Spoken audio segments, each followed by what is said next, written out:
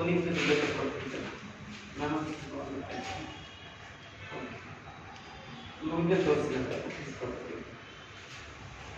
ರಮೇಶ್ ಅಜಿತ ಸವದಿ ನಾನು ತಪ್ಪಾಗಿ ನೋಡ್ಕೊಳ್ಳಿ. Main test series test number 5 ಇದರಲ್ಲಿ ಈ ಕೆಳಗಿನ ಪದ್ಯಗಳಿಗೆ ಸಂದರ್ಭವನ್ನು ಸೂಚಿಸಿ ಭಾವ ಹಾಗೂ ಸ್ವಾರಸ್ಯವನ್ನು ಬರೆಯಿರಿ. ಅರ್ಥ ಇದೆ. ಆ ವರ್ಣನೆ ಗಮನಿಸಿ. ಈ ಕೆಳಗಿನ ಪದ್ಯಗಳಿಗೆ ಸಂದರ್ಭವನ್ನು ಸೂಚಿಸಿ ಭಾವ ಹಾಗೂ ಸ್ವಾರಸ್ಯವನ್ನು ಬರೆಯಿರಿ ಅಂತ ಇದೆ. ಅಲ್ಲಿ 3 ಸ್ಟೆಪ್ ಅಲ್ಲಿ ಅದಕ್ಕೆ ನೀವು ಆನ್ಸರ್ ಮಾಡಬೇಕಾಗುತ್ತೆ. ಒಂದು ಸಂದರ್ಭ ಸೂಚಿಸೋದು, ಮತ್ತು ಭಾವ ಬರೆಯೋದು, ಮತ್ತು ಸ್ವಾರಸ್ಯವನ್ನು ಗುರುತಿಸೋದು. ಕೆಲವರಿಗೆ ಅದು ಬರೆಯೋದು ಗೊತ್ತಾಗಿಲ್ಲ, ಸುಮ್ಮನೆ ಓರಲ್ಲ ಬರ್ತಿದ್ದೀರಾ. ನೋಡಿ, ಒಂದು ಪದ್ಯನ ಹೇಳ್ಬಿಟ್ಟು ಅವ್ರು ಹೇಳ್ತೀನಿ ಹೆಂಗೆ ಅಂತ.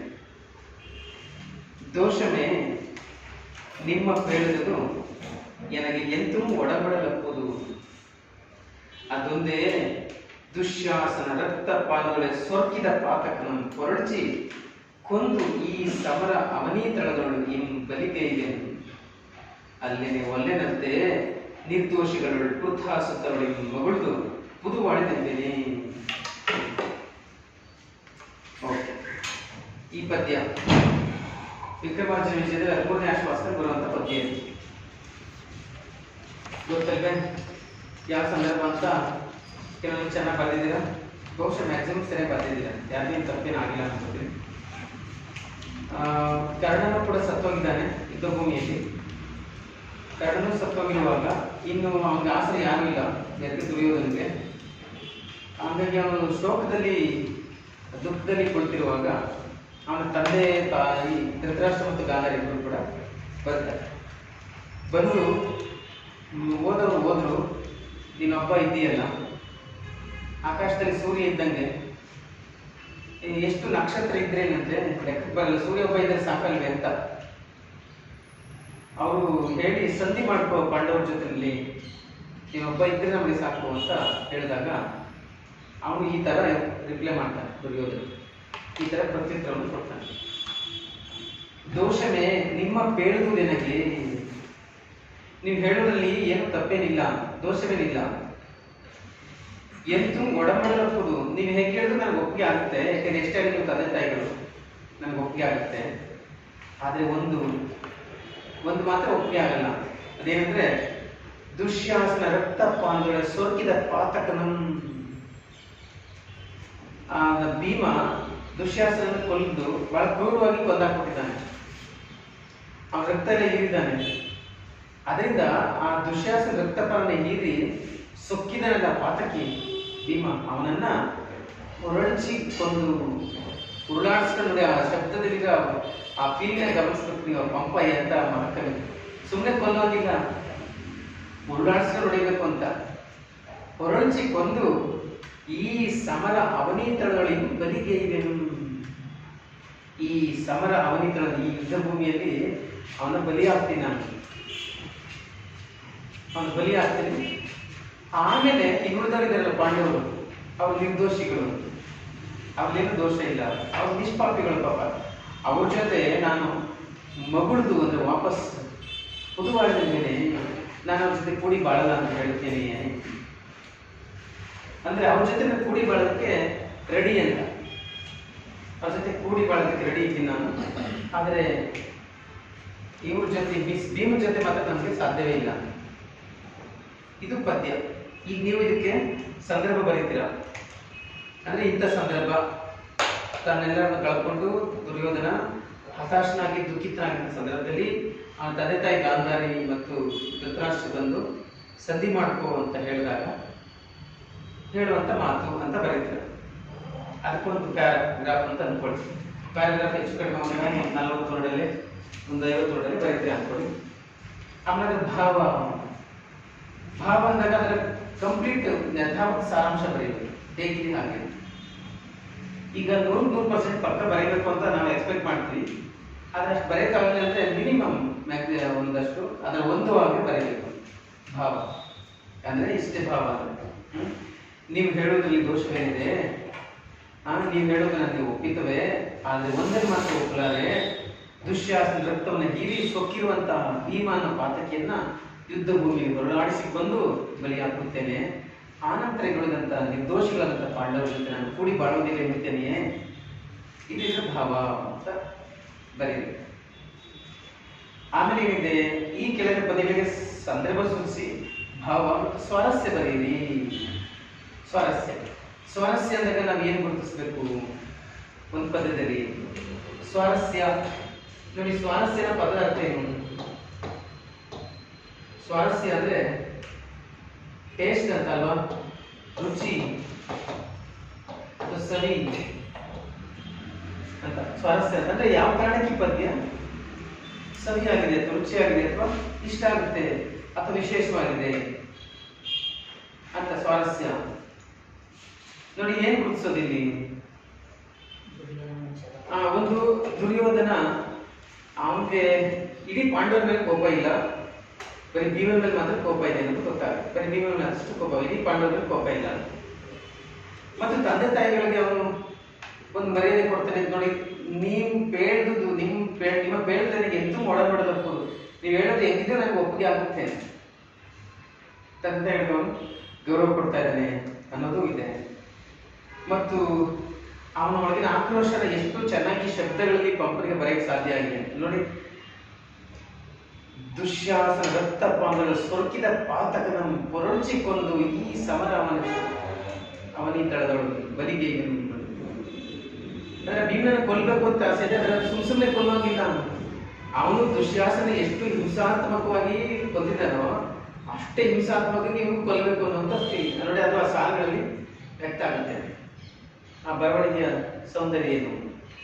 ಸ್ವಾರಸ್ಯ ಗುರುತಿಸುವಾಗ ನೀವು ಅಲ್ಲಿ ಯಾವ್ದಾದ್ರು ಅಲಂಕಾರ ಇದೆಯೇ ಅಂತ ಚೆಕ್ ಮಾಡಬೇಕು.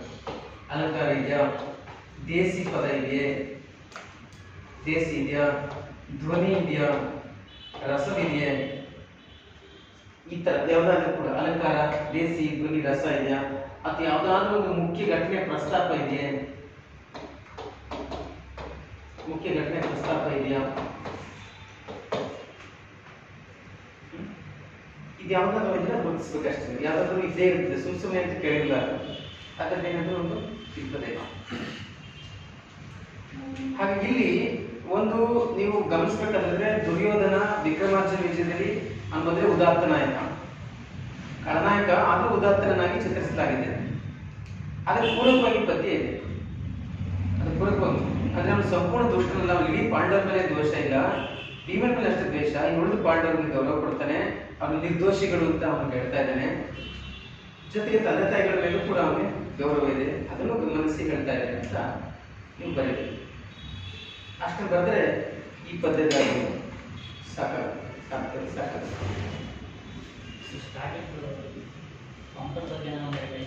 ಹೇಳ್ಬೋದು, ಅದೇ ಹೇಳ್ಬೇಕು. ಈ ಪಂಪ ಮೀನ್ಸ್ ಪಂಪನ ಮಹಾಕವಿ ಅಂತಿರೋ, ಆದಿಕವಿ ಅಂತಿರೋ ಹೇಳಿ ಅವನ ವಿಕ್ರಮಾರ್ಜುನ ಜೊತೆ ಈ ಪದ್ಯವನ್ನು, ಈ ಸಾಲುಗಳನ್ನು ಆಯ್ದುಕೊಳ್ಳಲಾಗಿದೆ.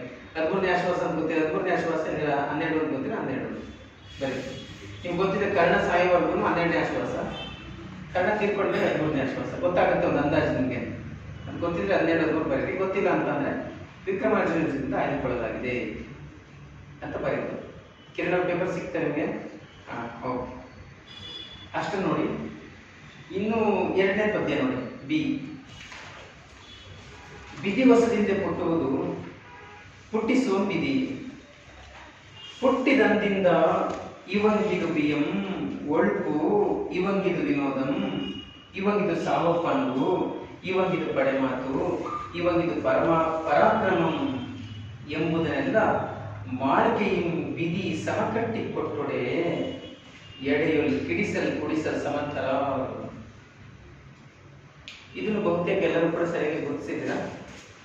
ಇದು ಅರ್ಜುನ ಮತ್ತು ಕರ್ಣ ಇಬ್ಬರೂ ಕೂಡ ಯುದ್ಧ ನಡೆಯುವ ಸಂದರ್ಭ. 12ನೇ ಆಶ್ವಾಸ ವಿಕ್ರಮಾರ್ಜುನ 12ನೇ ಆಶ್ವಾಸದಿಂದ ಆಯ್ದುಕೊಳ್ಳಲಾಗಿದೆ ಅಂತ ಬರೀತಾರೆ. ಪಂಪನ ಬಗ್ಗೆ ಬೇಕಾದಂತೆ ಅಂತ ಬರೀತಾರೆ. ಅಲ್ಲಿ ಕರ್ಣನ ಮಗ ಋಷಸೇನ ಅಂತ ಇರ್ತಾನೆ, ಅವನು ಸತ್ತೋಗಿರ್ತಾನೆ. ಅವನು ಸತ್ತೋದನ್ನೇ ಇಟ್ಕೊಂಡು ಅರ್ಜುನ ಕರ್ಣನಿಗೆ ಮುದ್ರಿಸ್ತಿರ್ತಾನೆ.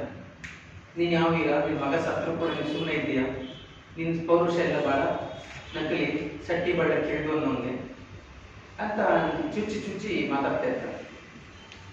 ಆಗ ಕರ್ಣ ಈ ರೀತಿ ಪ್ರತಿಕ್ರಿಯಿಸುತ್ತಾನೆ ಅರ್ಜುನನಿಗೆ, ಈ ರೀತಿ ಪ್ರತಿಕ್ರಿಯಿಸ್ತಾನೆ. ಈ ಸಾಲಿನ ವಿಶೇಷ ಅಂತಂದ್ರೆ ಇಲ್ಲಿ ನೀವು ಗಮನಿಸಬಹುದು, ಅರ್ಜುನಿಗೆ ಕರ್ಣ ಯಾರು ಅಂತ ಗೊತ್ತಿಲ್ಲ, ಆದ್ರೆ ಕರ್ಣನಿಗೆ ಅರ್ಜುನ ಯಾರು ಅಂತ ಗೊತ್ತಾಗಿದೆ. ಕರ್ಣನಿಗೆ ಅರ್ಜುನ ಯಾರು ಅಂತ ಗೊತ್ತಾಗಿದೆ ಮತ್ತು ಕರ್ಣನಿಗೆ ನಾನು ಮುಂದೆ ಯುದ್ಧದಲ್ಲಿ ಏನಾಗ್ತೀನಿ ಅಂತ ಗೊತ್ತಾಗಿದೆ, ಗಾಂಧಿ ಗೊತ್ತಾಗಿದೆ. ಹಾಗಾಗಿ ಅವನು ಫಿಲಾಸಫರ್ ಆಗಿ ಮಾತಾಡ್ತಾ ಇದ್ದಾನೆ ತತ್ವದಲ್ಲಿ. ಹಾಗೆ ಇರೋದಿಲ್ಲ, ಒಂಥರ ತತ್ವಜ್ಞಾನಿಯ ತರ ಮಾತಾಡ್ತಾ ಇದ್ದಾನೆ. ಅದೇ ತರ ಇದೆ. ಈಗ ನೀವು ಅವನ ತಮ್ಮ ಅಂತ ಗೊತ್ತು, ಅವನು ಹೊಡೆದು ಸಾಯಿಸಕ್ಕಾಗಲ್ಲ ಅಂತ ಗೊತ್ತು, ಇನ್ನೇನು ಮಾತಾಡಕ್ಕಾಗುತ್ತೆ? ನೋಡಿ ಇಲ್ಲಿ ಬರೋ ಪದ್ಯಗಳು ನೋಡಿ, ಇದ್ರ ಭಾವ ನೋಡಿ ಫಸ್ಟ್, ಅವನ ಸ್ವಾರಸ್ಯ ಗುರುತಿಸೋಣ. ವಿಧಿ ವಸದಿಂದ ಹುಟ್ಟುವುದು, ಹುಟ್ಟಿಸುವ ವಿಧಿ, ಹುಟ್ಟಿದಂದಿಂದ ಇವಂಗಿದು ಬಿಯಂ ಕೊಳ್ಪು, ಇವಂಗಿದು ವಿನೋದಂ, ಇವಂಗಿದು ಸಾವಪಾಂಗು, ಇವಂಗಿದು ಕಡೆ ಮಾತು, ಇವಂಗಿದು ಪರಾಕ್ರಮ ಎಂಬುದನ್ನೆಲ್ಲ ಮಾಳಿಕೆಯು ಬಿದಿ ಸಮಕಟ್ಟಿ ಕೊಟ್ಟೊಡೆ. ನೋಡಿ, ಬಿದಿ ಬಿದಿ ಬಿದಿ ಬಿದಿ ಅನ್ನೋ ಪದ ಮತ್ತೆ ಮತ್ತೆ ಬಿಡ್ತಾರೆ. ಮತ್ತೆ ಇವಂಗಿದು ಇವಂಗಿದು ಇವಂಗಿದು ಅನ್ನೋ ಶಬ್ದ ಕೂಡ ರಿಪೀಟ್ ಆಗುತ್ತೆ. ನಿಮಗೆ ಯಮಕಾಲಂಕಾರ ಗೊತ್ತಿದೆ, ಯಮಕಾಲಂಕಾರ ನೋಡಿ ಪದ್ಯದಲ್ಲಿ ಅದೆಲ್ಲ ಇದೆ ನೋಡಿ. ಆಮೇಲೆ ಬಿದಿ ಬಿದಿ ಅನ್ನೋ ಶಬ್ದ ಇದ್ದಾಗ ಅದು ಚೇಕಾನುಪ್ರಾಸನ ಆಗುತ್ತೆ, ಶಬ್ದಾಲಂಕಾರದಲ್ಲಿ ತಗೊಂಡ್ಕೊಳ್ಳೋದು. ಈ ಅಲಂಕಾರದಲ್ಲಿ ನಾವು ವೃತ್ತಿಯಾನುಪ್ರಾಸ ಚೇತನಪ್ರಾಸ ಅಂತ ನೋಡಿದ್ವಿ. ವೃತ್ತಿಯಾನುಪ್ರಾಸ ಅಂದ್ರೆ ಒಂದು ಅಕ್ಷರ ಮತ್ತೆ ಮತ್ತೆ ರಿಪೀಟ್ ಆಗುತ್ತೆ. ಚೇತನಪ್ರಾಸ ಅಂದ್ರೆ ಎರಡು ಪದ, ಎರಡು ಅಕ್ಷರದ ಒಂದು ವರ್ಡ್ ರಿಪೀಟ್ ಆಗುತ್ತೆ. ಬಿದಿ ಬಿದಿ ಬಿದಿ ಬಿದಿ ಬಿದಿ ಬಿದಿ ಬರ್ತಾ ಇದೆ. ಅದೃಷ್ಟಿದೆ ಯಮಕ. ಮತ್ತಲ್ಲಿ ಹುಟ್ಟುವುದು, ಹುಟ್ಟಿಸುವ, ಹುಟ್ಟಿದಂತ ಒಂದೇ ಸಾಲ 3 ಸರಿ ಬರುತ್ತೆ ಪದ. ಆ ಶಬ್ದ ಗಮನಿಸ ಏನಕ್ಕೆ ಎಷ್ಟು ಒತ್ತು ಕೊಟ್ಟು ಹೇಳ್ತಾ ಇದೆ ಅಂದ್ರೆ, ನಾವು ವಿಧಿವಶದಿಂದ ಹುಟ್ಟುತ್ತೇವೆ. ಆ ಪದ್ಯದ ಸಾರಾಂಶ, ನಾವು ವಿಧಿವಶದಿಂದ ಹುಟ್ಟುತ್ತೇವೆ, ನಮ್ಮನ್ನು ಹುಟ್ಟಿಸ್ತಕ್ಕಂಥದ್ದು ಕೂಡ ವಿಧಿಯೇ, ವಿಧಿಯಿಂದನೇ ಹುಟ್ಟೋದು. ಮತ್ತು ಹುಟ್ಟಿದಂದಿಂದ ಅಂದ್ರೆ ಹುಟ್ಟಿದ ದಿನದಿಂದ ಇವಂಗಿದು ಬಿಯಂ ಅಂದ್ರೆ ಇವನಿಗೆ ಐಶ್ವರ್ಯ ಸಂಪತ್ತು, ಇವಂಗಿದು ಒಳ್ಪು ಅಂದ್ರೆ ಇವನಿಗೆ ಒಂದು ತೇಜಸ್ಸು ಅಥವಾ ಶೌರ್ಯ, ಇವಂಗಿದು ವಿನೋದ ಅಂದ್ರೆ ಇವನು ಜೀವನದಲ್ಲಿ ಸಂತೋಷವಾಗಿರ್ತಾನೆ, ಇವಂಗಿದು ಸಾವಪ್ಪಾನು ಇವನು ಬೇಗ ಸತ್ತೋಗ್ಬಿಡ್ತಾನೆ, ಇವಂಗಿದು ಪಡೆಮಾತು, ಪಡೆಮಾತು ಅಂದ್ರೆ ಪ್ರಸಿದ್ಧಿ ಕೀರ್ತಿ ಅಂತ ಇವನಿಗೆ ಕೀರ್ತಿ ಸಿಗುತ್ತೆ, ಇವಂಗಿದು ಪರಾಕ್ರಮ ಇವನು ಪರಾಕ್ರಮ ಬದುಕ್ತಾನೆ. ಈ ರೀತಿ ಎಂಬುದರ ಮಾಳಿಕೆ ಅಂದ್ರೆ ಕ್ರಮಬದ್ಧವಾಗಿ ಲೆಕ್ಕಾಚಾರದಿಂದ ಮಾಳಿಕೆಯಿಂದ ವಿಧಿ ಸಮಕಟ್ಟಿ ಕೊಟ್ಟೊಡೆ. ಈ ವಿಧಿ ನಮ್ಗೆಲ್ಲರೂ ಕೂಡ ಮೊದಲೇ ನಿರ್ಧರಿಸಿದೆ, ಎಲ್ಲರಿಗೂ ಹೀಗೀಗ ಆಗಬೇಕು ಅಂತ ಕೊಟ್ಟು ಕಳಿಸಿದೆ. ಹೀಗಿರುವಾಗ ನಮ್ಮನ್ನು ಕೆಡಿಸ್ಲಿಕ್ಕೆ ಕೊಡಿಸ್ಲಿಕ್ಕೆ ಇದನ್ನು ಬದಲಾಯಿಸ್ಲಿಕ್ಕೆ ಯಾರು ಹಾಳು ಮಾಡೋಕ್ಕಾಗಲ್ಲ. ಎಲ್ಲ ವಿಧಿ ನಮ್ಗೆ ಆಲ್ರೆಡಿ ಮೊದಲೇ ರೆಡಿ ಮಾಡಿದೆ. ಮಾತಾಡ್ತಾ ಮಾತಾಡ್ಕೊಂಡು ನೀವು ಹೇಳ್ತಾ ಇದ್ದೀನಿ. ಇಲ್ಲಿ ನೇರವಾಗಿ ಹೇಳ್ತಾರೆ. ಇದಕ್ಕೆ ಮತ್ತೆ ಇನ್ನೊಂದು ಪದ್ಯ ಬರ್ತದೆ, ಅದೇನಂತಂದ್ರೆ ಒಡಲು ಈ ಶರೀರ ನಾಶ ಆಗ್ತಕ್ಕಂಥದ್ದು, ಒಡಲು ಮೇಲೆ ನಾಶ ಆಗ್ತದೆ, ಕೀರ್ತಿ ಮಾತ್ರ ಒಂದು ಹಂಗೆ ಪರ್ಮನೆಂಟ್ ಇದೆ, ಹಾಗಾಗಿ ನಾನು ಕೀರ್ತಿ ಇಟ್ಕೊಂಡಿದ್ದೀನಿ ಅಂತ ಒಂದು ಪದ್ಯ, ಇದ್ರ ಮೇಲೆ ಒಂದು ಪದ್ಯ ಬರ್ತದೆ. ಅದು ಇದನ್ನು ಅವ್ನು ಹೇಳ್ತಾನೆ ನೋಡಿ. ಇಲ್ಲಿ ತಾನು ಯಾರು ಅಂತ ಗೊತ್ತಾದ ಮೇಲೆ ಕಾರಣ, ಒಂದು ಯಾರು ಅಂತ ಗೊತ್ತಾಗಲ್ಲ ಅಷ್ಟೇ ಅಲ್ಲ, ಮತ್ತು ನಾನು ನನಗೆ ಏನು ಮಾಡೋಕ್ಕಾಗಲ್ಲ ಅಂತ ಗೊತ್ತಾಗ್ಬಿಟ್ಟಿದೆ ನಮಗೆ. ಯಾಕಂದ್ರೆ ಈಗ ಆಲ್ರೆಡಿ ಭೀಷ್ಮರ್ನ ಭೇಟಿ ಮಾಡಿ ಬಂದಿದ್ದೆ ನಾನು. ಭೀಷ್ಮರ್ ಭೇಟಿ ಮಾಡಿಲ್ಲ ಅಂತ ಹೇಳಿದ್ದಾನೆ. ನಿಮ್ಮಂತವ್ರಿಗೆ ಪಾಂಡುಸುತನ ಕೊಲ್ಲಕ್ಕಾಗಲಿಲ್ಲ, ಇನ್ನು ನಮ್ಮಂತವ್ರಿಗೆ ಗೆಲ್ತಿರೋದು ಆಶ್ಚರ್ಯಕರ ಅಲ್ವೇ ಅಂತ ಹೇಳ್ಬಿಟ್ಟು ಬಂದಿದ್ದಾನೆ ಆಲ್ರೆಡಿ. ಹಾಗಾಗಿ ಹೇಗೂ ನಾನು ಯುದ್ಧ ಹೋಗಿ ಬಂದಿದ್ದೀನಿ, ಇನ್ನು ನನ್ನ ದೇಹವನ್ನ ನನ್ನ ಶಕ್ತಿ ಮೇಲೆ ನಾನು ಪರಾಕ್ರಮ ಪ್ರದರ್ಶನ ಮಾಡ್ತೀನಿ, ಗೆಲ್ಲಕ್ಕಂತೂ ಸಾಧ್ಯವಿಲ್ಲ ಅಂತ ಆಲ್ರೆಡಿ ಹೇಳಿ ಬಂದಿದ್ದಾನೆ ಭೀಷ್ಮನಿಗೆ.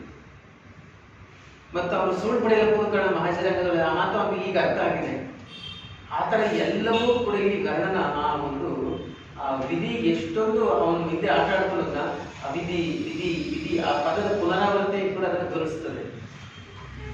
ಅವನ ಜೀವನದಲ್ಲಿ ಎಷ್ಟು ವಿಧಿ ಆಟ ಆಡಿದೆ, ಎಷ್ಟು ಕೈವಾಡ ನಡೆದಿದೆ ಅನ್ನೋದನ್ನ ಆ ಶಬ್ದವೇ ಆ ಪದದ ಪುನರಾವರ್ತನೆ ಇದೆಯಲ್ಲ ಅದೇ ತೋರಿಸ್ತದೆ. ಅಷ್ಟು ಚಂದಾದಂಥ ಪದ್ಯ ಇದು. ಮತ್ತು ಕರ್ಣನ ಮಾನಸಿಕ ತೊಳಲಾಟ, ಅವನು ಒಂದು ರೀತಿ ತತ್ವಜ್ಞಾನಿಗೆ ಮಾತಾಡ್ತಾ ಇರ್ತಕ್ಕಂಥದ್ದು ಅದನ್ನೆಲ್ಲ ತೋರಿಸ್ಬೋದು ಈ ಪದ್ಯ. ಆಗ್ತಾ ಇದ್ದಾರೆ, ಬಹಳ ಚೆನ್ನಾಗಿರ್ತದೆ. ಮತ್ತು ಇದು ವಿಧಿಯ ಪರಿಕಲ್ಪನೆ ಜೈನ ಧರ್ಮದ ತತ್ವ ಅವನ ಹೇಳ್ಬೋದು. ಈಗ ಜೈನ ಧರ್ಮದ ಅಷ್ಟೇ ಅಂತಲ್ಲ, ಎಲ್ಲರೂ ಸಾಮಾನ್ಯ ನಂಬ್ತಾರೆ. ಅಲ್ಲ, ಆಗಲೇ ಜಾಸ್ತಿ ಇತ್ತು ಹೇಳ್ಬೋದು ತಪ್ಪೇನಿಲ್ಲ. ನೆಕ್ಸ್ಟ್ 3ನೇ ಪದ್ಯ ನೋಡಿ. ಕೂಡಲಿಗೆ ತಾ ಜನ್ಮಭೂಮಿ, ವಿಠಾಳ ಚರಿತ್ರ ತವರು ಮನೆ, ದುಶ್ಶೀಲರಿಗೆ ದರ್ಪಣ, ವಿಕಾರಿಗಳಿಗೆ ವಿಹಾರವನ, ಹೇಳುವರೇ ಪರಮಾಣು ಗುಣವ ಅಪಾರ ಉತ್ತರಗಳಿಲ್ಲ, ತಕ್ಕಿನ ಟೌಳಿಕಾರರು ಮಾತ್ರದವರಲ್ಲಿ ಶಲ್ಯ ಕೇಳಿದ್ದ. ಎಲ್ಲರೂ ಚೆನ್ನಾಗಿ ಬಂದ್ರೆ ಯಾರೋ ಒಬ್ಬರು ಮಾತ್ರ ತಪ್ಪು ಬರ್ತಿದ್ದೀರಾ, ಯಾರೋ ಒಬ್ಬರು ನೆನಪಾಗಿದೆ, ಒಬ್ಬರು ಯಾರು ತಪ್ಪಾಗಿ ಮುಂದೆ ತಲೆಗೆ ಬರ್ತಿದ್ದೀರ. ಈ ಮಾತು ಕುಮಾರವ್ಯಾಸ ಭಾರತದ ಕರ್ಣಪರ್ವದಲ್ಲಿ ಬರ್ತದೆ ಅಲ್ವಾ? ಕುಮಾರವ್ಯಾಸ ಕರ್ನಾಟಕ ಭಾರತ ಕಥಾ ಮಂಜರಿ ಕರ್ಣಪರ್ವದಲ್ಲಿ ಮಾತು ಬರ್ತದೆ. ಅದು ಯಾವ ಸಂದರ್ಭದಲ್ಲಿ ಬರ್ತದೆ? ಸಂದರ್ಭ ಸೂಚಿಸಬೇಕು ನೀವು. ಕರ್ಣ ಶಲ್ಯನನ್ನು ಸಾರಥಿಯನ್ನಾಗಿ ಮಾಡ್ಕೊಂಡು ಕರ್ಕಬಂಧ ಯುದ್ಧ ಹೋಗಿದೆ. ಪಂಪನ ವಿಕ್ರಮಾರ್ಜುನ ಯುದ್ಧದಲ್ಲಿ ಶಲ್ಯನನ್ನ ಸಾರಥಿಯನ್ನಾಗಿ ಮಾಡ್ಕೊಂತ ಭೀಷ್ಮ ಹೇಳಿ ಕಳಿಸ್ತಾನೆ. ಆದ್ರೆ ಕುಮಾರವ್ಯಾಸ ಭಾರತದಲ್ಲಿ ಕರ್ಣ ತಾನೇ ಅಂದ್ಕೋತಾನೆ ಅವನ ಸಾರಥಿ ಮಾಡ್ಕೋಬೇಕು. ಇರ್ನಾರ್ದೇನವ್ರು ಇರ್ಬೇಕು ಕುತ್ಕೊಂಡ್ರು ಅಂತ ಒಂದು ಗಾದೆ ಅಂತ ಕೇಳಿದ್ದೀರಾ? ಈ ಕರ್ಣ ಹಂಗೆ ಮಾಡ್ಕೊಳ್ಳೋದು. ಶಲ್ಯನ ಸಾರಥಿ ಮಾಡ್ಕೊಡು ಅಂತ ಅವನೇ ಕೇಳೋದು. ಸಾರಥಿ ಮಾಡ್ಕೊಂಡು ಯುದ್ಧ ಭೂಮಿ ಬಂದಿದ್ದಾನೆ. ಅಪಶಕ್ನ ನಡೆದಿದೆ. ಅಪಶಕ್ನ ಗೊತ್ತಲ್ಲ, ಕಾಗೆಗಳು ಕಾಕ ಅಂತ ಆ ಕಡೆ ಓಡಾಡ್ಬಿಡ್ತವೆ, ಕುದುರೆಗಳು ಮುಗ್ಗಿಸಿ ಕೆಳಗೆ ಬಿಡ್ತವೆ, ಆಮೇಲೆ ಬಿರುಗಾಳಿ ಬೀಸಿ ಧೂಳನ್ನ ಇಡೀ ಸೈನ್ಯದ ಮೇಲೆ ಎರಚಿಬಿಡ್ತದೆ. ಅದು ಅಪಶಕ್ನ ಅಂದ್ರೆ ಯುದ್ಧ ನೀವು ಗೆಲ್ಲಕ್ಕಾಗಲ್ಲ, ಸೋಲು ಕಟ್ಟಿಟ್ಕೊತಿ ಅಂತ ಅಪಶಕ್ನ. ಹಾಗಾಗಿ ಸೈನ್ಯ ಮುಂದಕ್ಕೆ ಹೋಗಂತೆ ಎದ್ಕೊಂಡು ನಿಂತ್ಕೊಳ್ತದೆ. ಆಗ ಕರ್ಣ ಒಬ್ಬ ಸೇನಾಧಿಪತಿಯಾಗಿ ಸೈನ್ಯ ಮುಂದುವರಿಸಲೇಬೇಕಲ್ಲ. ಹಾಗಾಗಿ ಅವನೇನ್ ಮಾಡ್ತಾನೆ, ಸೈನಿಕರಿಗೆ ನಾನು ಇದೀನಿ ಎದುರ್ಕೋಬೇಡಿ, ಹೆದರಿ ಪುಕ್ಕಲ್ರೆಲ್ಲ ಮನೆಗೆ ಹೋಗಿ ನಾವು ಸತ್ರ ವಿರಸರ್ಗಕ್ಕೆ ಹೋಗ್ತೀವಲ್ಲ ನನ್ನ ಜೊತೆ ಬನ್ನಿ ಅಂತ ಬಹಳ ಉದುಂಬಿಸಿ ಮಾತಾಡ್ತಾನೆ. ಅರ್ಜುನ ಎಲ್ಲಿದ್ದಾನೆ ತೋರಿಸ್ಕೊಡಿ, ಅವ್ನು ತೋರಿಸ್ಕೊಟ್ರೆ ನಿಮಗೆ 1000 ರೂಪಾಯಿ ಕೊಡ್ತೀನಿ, ನಿಮಗೆ ಕಡಗ ಕೊಡ್ತೀನಿ, ಹಾರ ಕೊಡ್ತೀನಿ, ಆನೆಗಳು ಕೊಡ್ತೀನಿ, ಕುದುರೆ ಕೊಡ್ತೀನಿ ಅಂತೆಲ್ಲ ಅವನು ವೀರಾವೇಶದಿಂದ ಮಾತಾಡ್ತಾನೆ. ಆಗ ಅಲ್ಲೇ ಮುಂದೆ ಇದ್ದಂಥ ಶಲ್ಯ ಅದನ್ನ ಸಹಿಸ್ಕೊಳ್ಳೋಕೆ ರೆಡಿ ಇರಲ್ಲ. ಯಾಕೆಂದ್ರೆ ಇವನು ನೋಡಿದ್ರೆ ಸೂತ ಪುತ್ರ ಬೆಸ್ತರ ಮಗ, ಇವನು ಅರ್ಜುನ್ ಬಗ್ಗೆ ಇಷ್ಟು ನಿಕೃಷ್ಟವಾಗಿ ಮಾತಾಡ್ತಾನೆ ಅಂತ ಕೋಪ ಅವನಿಗೆ. ಇಷ್ಟು ತುಚ್ಛವಾಗಿ ಮಾತಾಡ್ತಾನೆ ಅರ್ಜುನ್ ಬಗ್ಗೆ. ಅದಕ್ಕೆ ಅವನೇನ್ ಮಾಡ್ತಾನೆ ಶಲ್ಯ, ಅವನು ಕರ್ಣನನ್ನ ರೇಗಿಸ್ಬಿಡ್ತಾರೆ. ಏನಪ್ಪ ಅರ್ಜುನ್ ತೋರಿಸ್ಕೊಡ್ಬೇಕೆ, ನನ್ ಕೇಳು, ಅದೇ ಕಾರಣದಲ್ಲಿ ಕೇಳ್ತಾ ಇದೀಯ, ನಾನು ಕೇಳಿದ್ರೆ ನಾನೇ ತೋರಿಸ್ಕೊಡ್ತಿದ್ದಲ್ಲ. ನಿನ್ನ ಕರುಣನ ಬಗೆದು ವಿಜಯಲಕ್ಷ್ಮಿಗೆ ಮಾಲೆಯನ್ನ ಮಾಡಿ ಕರ್ಕೊ ಬರ್ತಾನೆ ಅವನು ಅರ್ಜುನ, ತೋರಿಸ್ಕೊಡ್ತೀನಿ ಸುಮ್ಮನಿರು, ನಿನ್ನ ನಾಗರಿಕ ಕಿತ್ತಾಗ್ತಾನೆ ಅಂತೆಲ್ಲ ಹೇಳ್ತಾನೆ. ಅಲ್ಲೆಲ್ಲ ಒಂದಷ್ಟು ಪದ್ಯಗಳು ಬರ್ತವೆ, ತುಂಬಾ ಚೆನ್ನಾಗಿ ಬರ್ತಾನೆ ಕುಮಾರವ್ಯಾಸ. ಮೊಲನ ಕಾಯಿನ ಕಾಡಿನಳು ಹೆಕ್ಕುಲಿ ವಿಭಾಡಿಸುವಂತೆ, ನರಿಗಳು ಬಲಿದ ಕದಲಿನ ಬೇಲಿಯನ್ನು ಕಾಡಾನೆ ಹೋಗುವಂತೆ, ಮಹಾರಥ ನುಡಿದು ನಿನ್ನನ್ನು ಬಗೆದು ಅರ್ಜುನ ಬರ್ತಾನೆ, ನಾನು ತೋರಿಸ್ಕೊಡ್ತೀನಿ ಅಂತ. ಮರುಳೆ ಗರುಡನೆತ್ತಲು ಕೊಬ್ಬಿದ ಒಳ್ಳೆಯದೆತ್ತಲು, ಆನೆ ಎತ್ತಲು ದಿಗಿಬೆತ್ತಲು, ಸಿಂಹವೆತ್ತಲು ನರಿಯದೆತ್ತಲು. ಕರ್ಣ ಅರ್ಜುನ ನಿಮ್ಗೆ ಎಂದು ಸೋತಿದ್ದಾನೆ, ಹಿಂದೆ ಎಂದು ಸೋತಿದ್ದಾನೆ, ನುಸಿಗಳು ಉರಿಜಾಳೆಗಳನ್ನು ಜೋಪಿಸುವುದು ಉಚಿತವೆ ಅಂತೆಲ್ಲ ಮಾತಾಡ್ತಾನೆ. ಇಷ್ಟು ತುಚ್ಛೀಕರಿಸಿ ಅರ್ಜುನ ವೈಭವೀಕರಿಸಿ ಕರ್ಣನನ್ನ ಹೀಯಾಳಿಸಿ ಮಾತಾಡ್ಬಿಡ್ತಾರೆ ಶಲ್ಯ. ಅವನಿಗೆ ತಲೆ ಕೆಟ್ಟ ಬಿಡ್ತದೆ. ಕಾರಣ ಇದೇನಿದು, ನಾನಿವ್ ಕರ್ಕೊಂಡು ಬಂದ್ರೆ ಗೆಲುವಾಗುತ್ತೆ ಅಂತ ಕರ್ಕೊಂಡು ಬಂದಿದ್ದೀನಿ ಸಾಧ್ಯ. ಯಾರು ಇವನು ನೋಡಿದ್ರೆ ಅವನ ಪರ ಮಾತಾಡ್ತಾ ಇದ್ದಾನೆ. ಸೀಸಕವೇ ರವಿಕಾಂತದವಾಗಿ ದಿನೇಶನನ್ನು ಕೆಣಕಿದವನು ಅಂತ ಉಪಮಾನ ತಗೊಂಡು ಆ ಟೈಮಲ್ಲಿ ಕರ್ಣ ಶಲ್ಯ ಯಾವಾಗ ಅರ್ಜುನ ಪರವಹಿಸ್ಕೊಂಡು ಮಾತಾಡ್ತಾನಲ್ಲ, ಆಗ ಕರ್ಣ ಈ ತರ ಬೈತಾನೆ ಶಲ್ಯ ಬೈಯೋ ಮಾತು, ಶಲ್ಯ ಬೈಯುವಂತ ಮಾತು. ಸರಿ, ಶಲ್ಯನಿಗೆ ಕರ್ಣ ಬೈಯುವಂತ ಮಾತು. ಏನಂತ ಬೈತಾನೆ, ನಿಮ್ ದೇಶದವರು ಮೋಸಗಾರರು ಅಂತ ನೋಡಿ. ಏನಂತ ಬೈತಾನೆ, ಕೂಳರಿಗೆ ತಾ ಜನ್ಮಭೂಮಿ, ಕೂಳರು ಅಂದ್ರೆ ನೀಚರು ಅಂತ. ನೀಚರಿಗೆ ನಿಮ್ಮ ಮಾತೃದೇಶಗಳ ಜನ್ಮಭೂಮಿ, ವಿಠಾಳ ಚರಿತ್ರ ತವರು ಮನೆ. ವಿಠಾಳ ಚರಿತ್ರ ಅಂದ್ರೆ ದುಷ್ಟ ಚರಿತ್ರೆ ಉಳ್ಳವರು ಅಂತ. ದುಷ್ಟ ಚರಿತ್ರೆ ಇರ್ತಕ್ಕಂಥವ್ರಿಗೆ ಜನ್ಮಭೂಮಿ, ಮಾತೃಭೂಮಿ, ತವರು ಮನೆ ನಿಮ್ಮ ಮಾತೃದೇಶ. ದುಶ್ಶೀಲರಿಗೆ ದರ್ಪಣ. ದುಶ್ಶೀಲರ ನಡತೆಗೆಟ್ಟವರು. ಆ ನಡತೆಗೆಟ್ಟವ್ರಿಗೆ ಕನ್ನಡಿ ಇದ್ದಂತೆ ನಿಮ್ಮ ಊರು ದರ್ಪಣ. ವಿಕಾರಿಗಳಿಗೆ ವಿಹಾರವನ್ನ. ವಿಕಾರಿಗಳು ಅಂದ್ರೆ ಕೆಟ್ಟ ಕೆಟ್ಟ ಯೋಚನೆ ಮಾಡ್ತಕ್ಕಂಥವ್ರು. ಅವ್ರಿಗೆ ನಿಮ್ಮ ಊರು ವಿಹಾರವನ ಇದ್ದಂಗೆ. ವಿಹಾರವನ ಇದ್ದಂಗೆ ಹೇಳುವರೆ ಪರಮಾಣು ಗುಣವ. ನಿಮ್ಮ ಸಣ್ಣ ಗುಣ ಅಂತ ಪರಮಾಣು ಗುಣ. ನಿಮ್ ಸಣ್ಣ ಗುಣ ಹೇಳ್ಕೊಡ್ಬೇಕೆ, ಬಿಡಿಸಿ ಹೇಳ್ಬೇಕೆ. ಅಪಾರ ವೃದ್ಧರುಳು. ಅಪಾರ ವೃದ್ಧರು ಅಂದ್ರೆ ಚಿಕ್ಕ ಮಗುವಿನಿಂದ ಮುದುಕರವರೆಗೆ ನಿಮ್ಮ ದೇಶದವ್ರು ಇದಾರಲ್ಲ, ಥಕ್ಕಿನ ಟೋಳಿಕಾರರು. ಆ ಪದ ಎಷ್ಟು ಜನ ದೇಸಿ ಪದ. ಥಕ್ಕಿನ ಟೋಳಿಕಾರ ಅಂದ್ರೆ ಮೋಸಗಾರರು ಅಂತ, ವಂಚಕರು, ಮಾಯಾಮಂತ್ರ ಮಾಡ್ತಕ್ಕಂಥವ್ರು. ಥಕ್ಕಿನ ಟೋಳಿಕಾರಲ್ಲೇ ಮಾದರದವರು ಶಲ್ಯ ಕೇಳಿದ್ದ. ಇದು ಸಂದರ್ಭ ಮತ್ತು ಸ್ವಾರಸ್ಯ ಬರೀತೀರ. ಅದು ಸ್ವಾರಸ್ಯ ಗುರುತಿಸುವಾಗ ಒಂದು ಪದಗಳಲ್ಲಿ ಇರ್ತಕ್ಕಂಥ ದೇಸಿ ಅಂದರೆ ಗುರುತಿಸ್ಬೇಕಷ್ಟೇ, ಇನ್ನೇನು ಪದಗಳೆಲ್ಲ ದೇಸಿ. ಆ ಕೂಳರಿಗೆ ಅನ್ನೋ ಪದ, ವಿಠಲ ಚರಿತ್ರೆ ಅನ್ನೋ ಪದ, ಆಮೇಲೆ ದರ್ಪಣ ಅನ್ನೋ ಪದ, ಮತ್ತು ಅಬಾಲ ವೃದ್ಧರು ಅಂತ. ಅಬಾಲ ವೃದ್ಧರು ಅಂದ್ರೆ ಮಕ್ಕಳಿಂದ ಮುದುಕರವರೆಗೆ ಅಂತ. ಅದು ಮತ್ತು ತಕ್ಕಿನ ಟವಳಿಕಾರರು, ಇದನ್ನೆಲ್ಲ ಗುರುತಿಸ್ಬೋದು. ಮತ್ತು ಬೈದಾಡುವಾಗ, ಒಬ್ಬ ವ್ಯಕ್ತಿ ನಮ್ಮ ಜೊತೆ ಬೈದಾಡುವಾಗ ಅವ್ರು ಊರಿಡ್ ಬೈಯೋದು ಸಹಜ. ಊರ ಮೇಲೆ ನಮ್ಗೆ ಸಹಜ ಅಭಿಮಾನ ಇರ್ತದ. ಹಂಗೆ ಊರಿಡ್ ಬೈದಾಗ ಸಿಟ್ಟು ಬರುತ್ತೆ. ಹಂಗಾಗಿ ಊರಿಡ್ ಬೈಯೋದು ಒಂದು ರೀತಿ ದೇಸಿ, ಅದೊಂದು ದೇಸಿ. ಅದನ್ನ ಗುರುತಿಸ್ಬೇಕು. ನೀವು ಮಾತಾಡ ದೇಶದಲ್ಲಿ ಬಹಳ ಮೋಸಗಾರ ಜನ ಅಂತ ಬೈತಾ ಇದ್ದಾರೆ.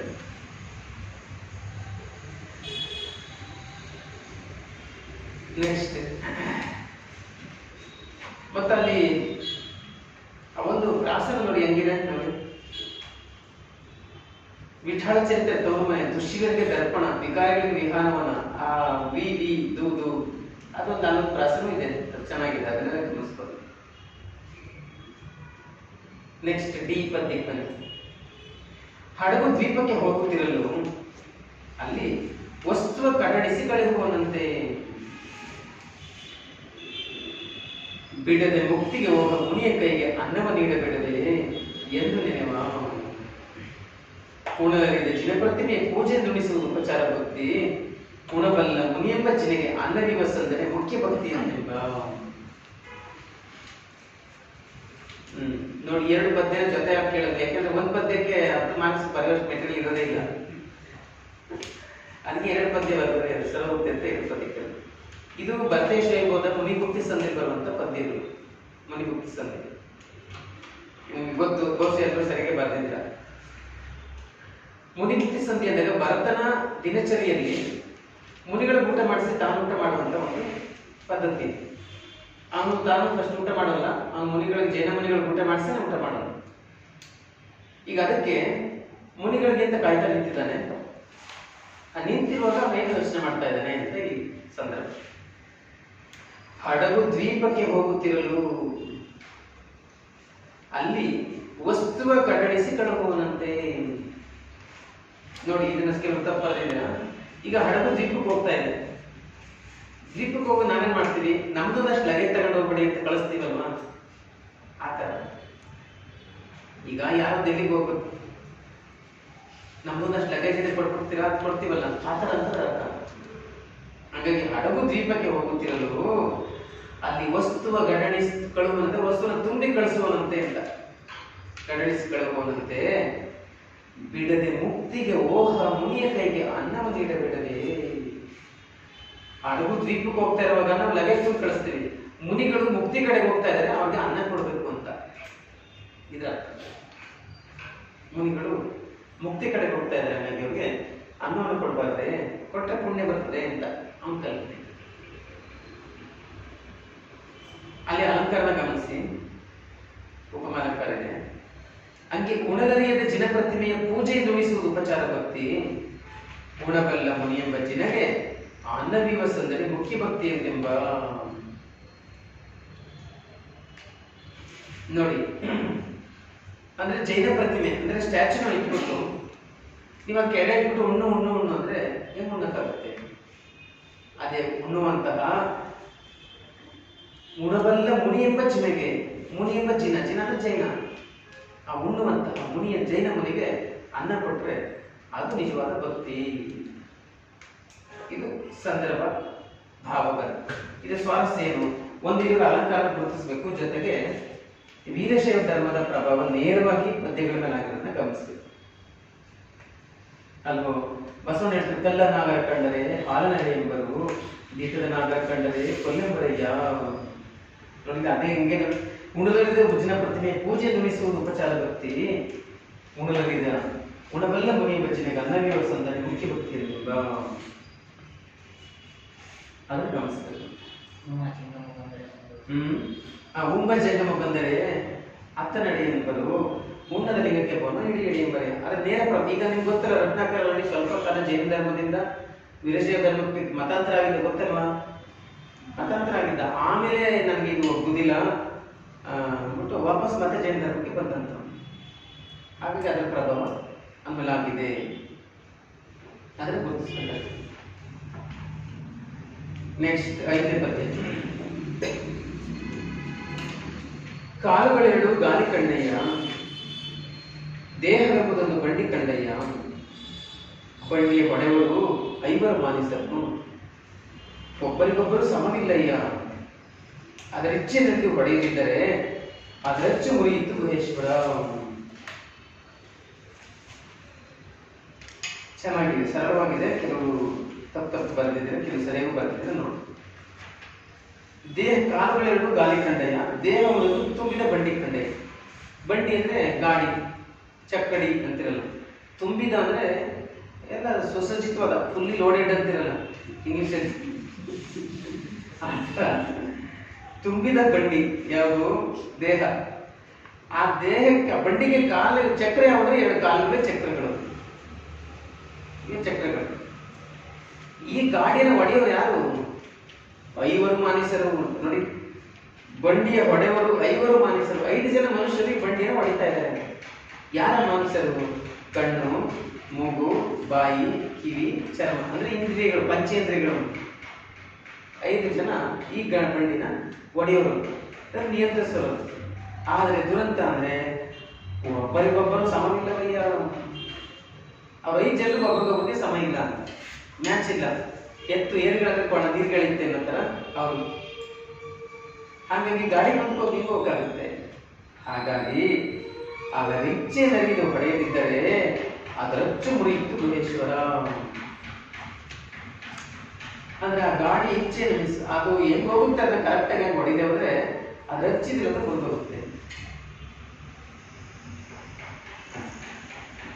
ಅಂದರೆ ಇಂದ್ರಿಯಗಳ ಒಂದು ಸೆಳೆತಕ್ಕೆ ಸಿಕ್ಕಿ, ಆ ಇಂದ್ರಿಯಗಳ ದಿಕ್ಕಾಪಾಲದ ಚಲನೆ ಸಿಕ್ಕಿ ಈ ದೇಹ ನಾಶ ಆಗುವಂಥದ್ದನ್ನ, ಈ ದೇಹ ಅನವನತಿಗೆ ಸಿಕ್ಕಾಕೊಳ್ಳುವಂಥದ್ದು ಈ ಪದ್ಯ ಧ್ವನಿಸುತ್ತದೆ ಅಂತ ಹೇಳಿ.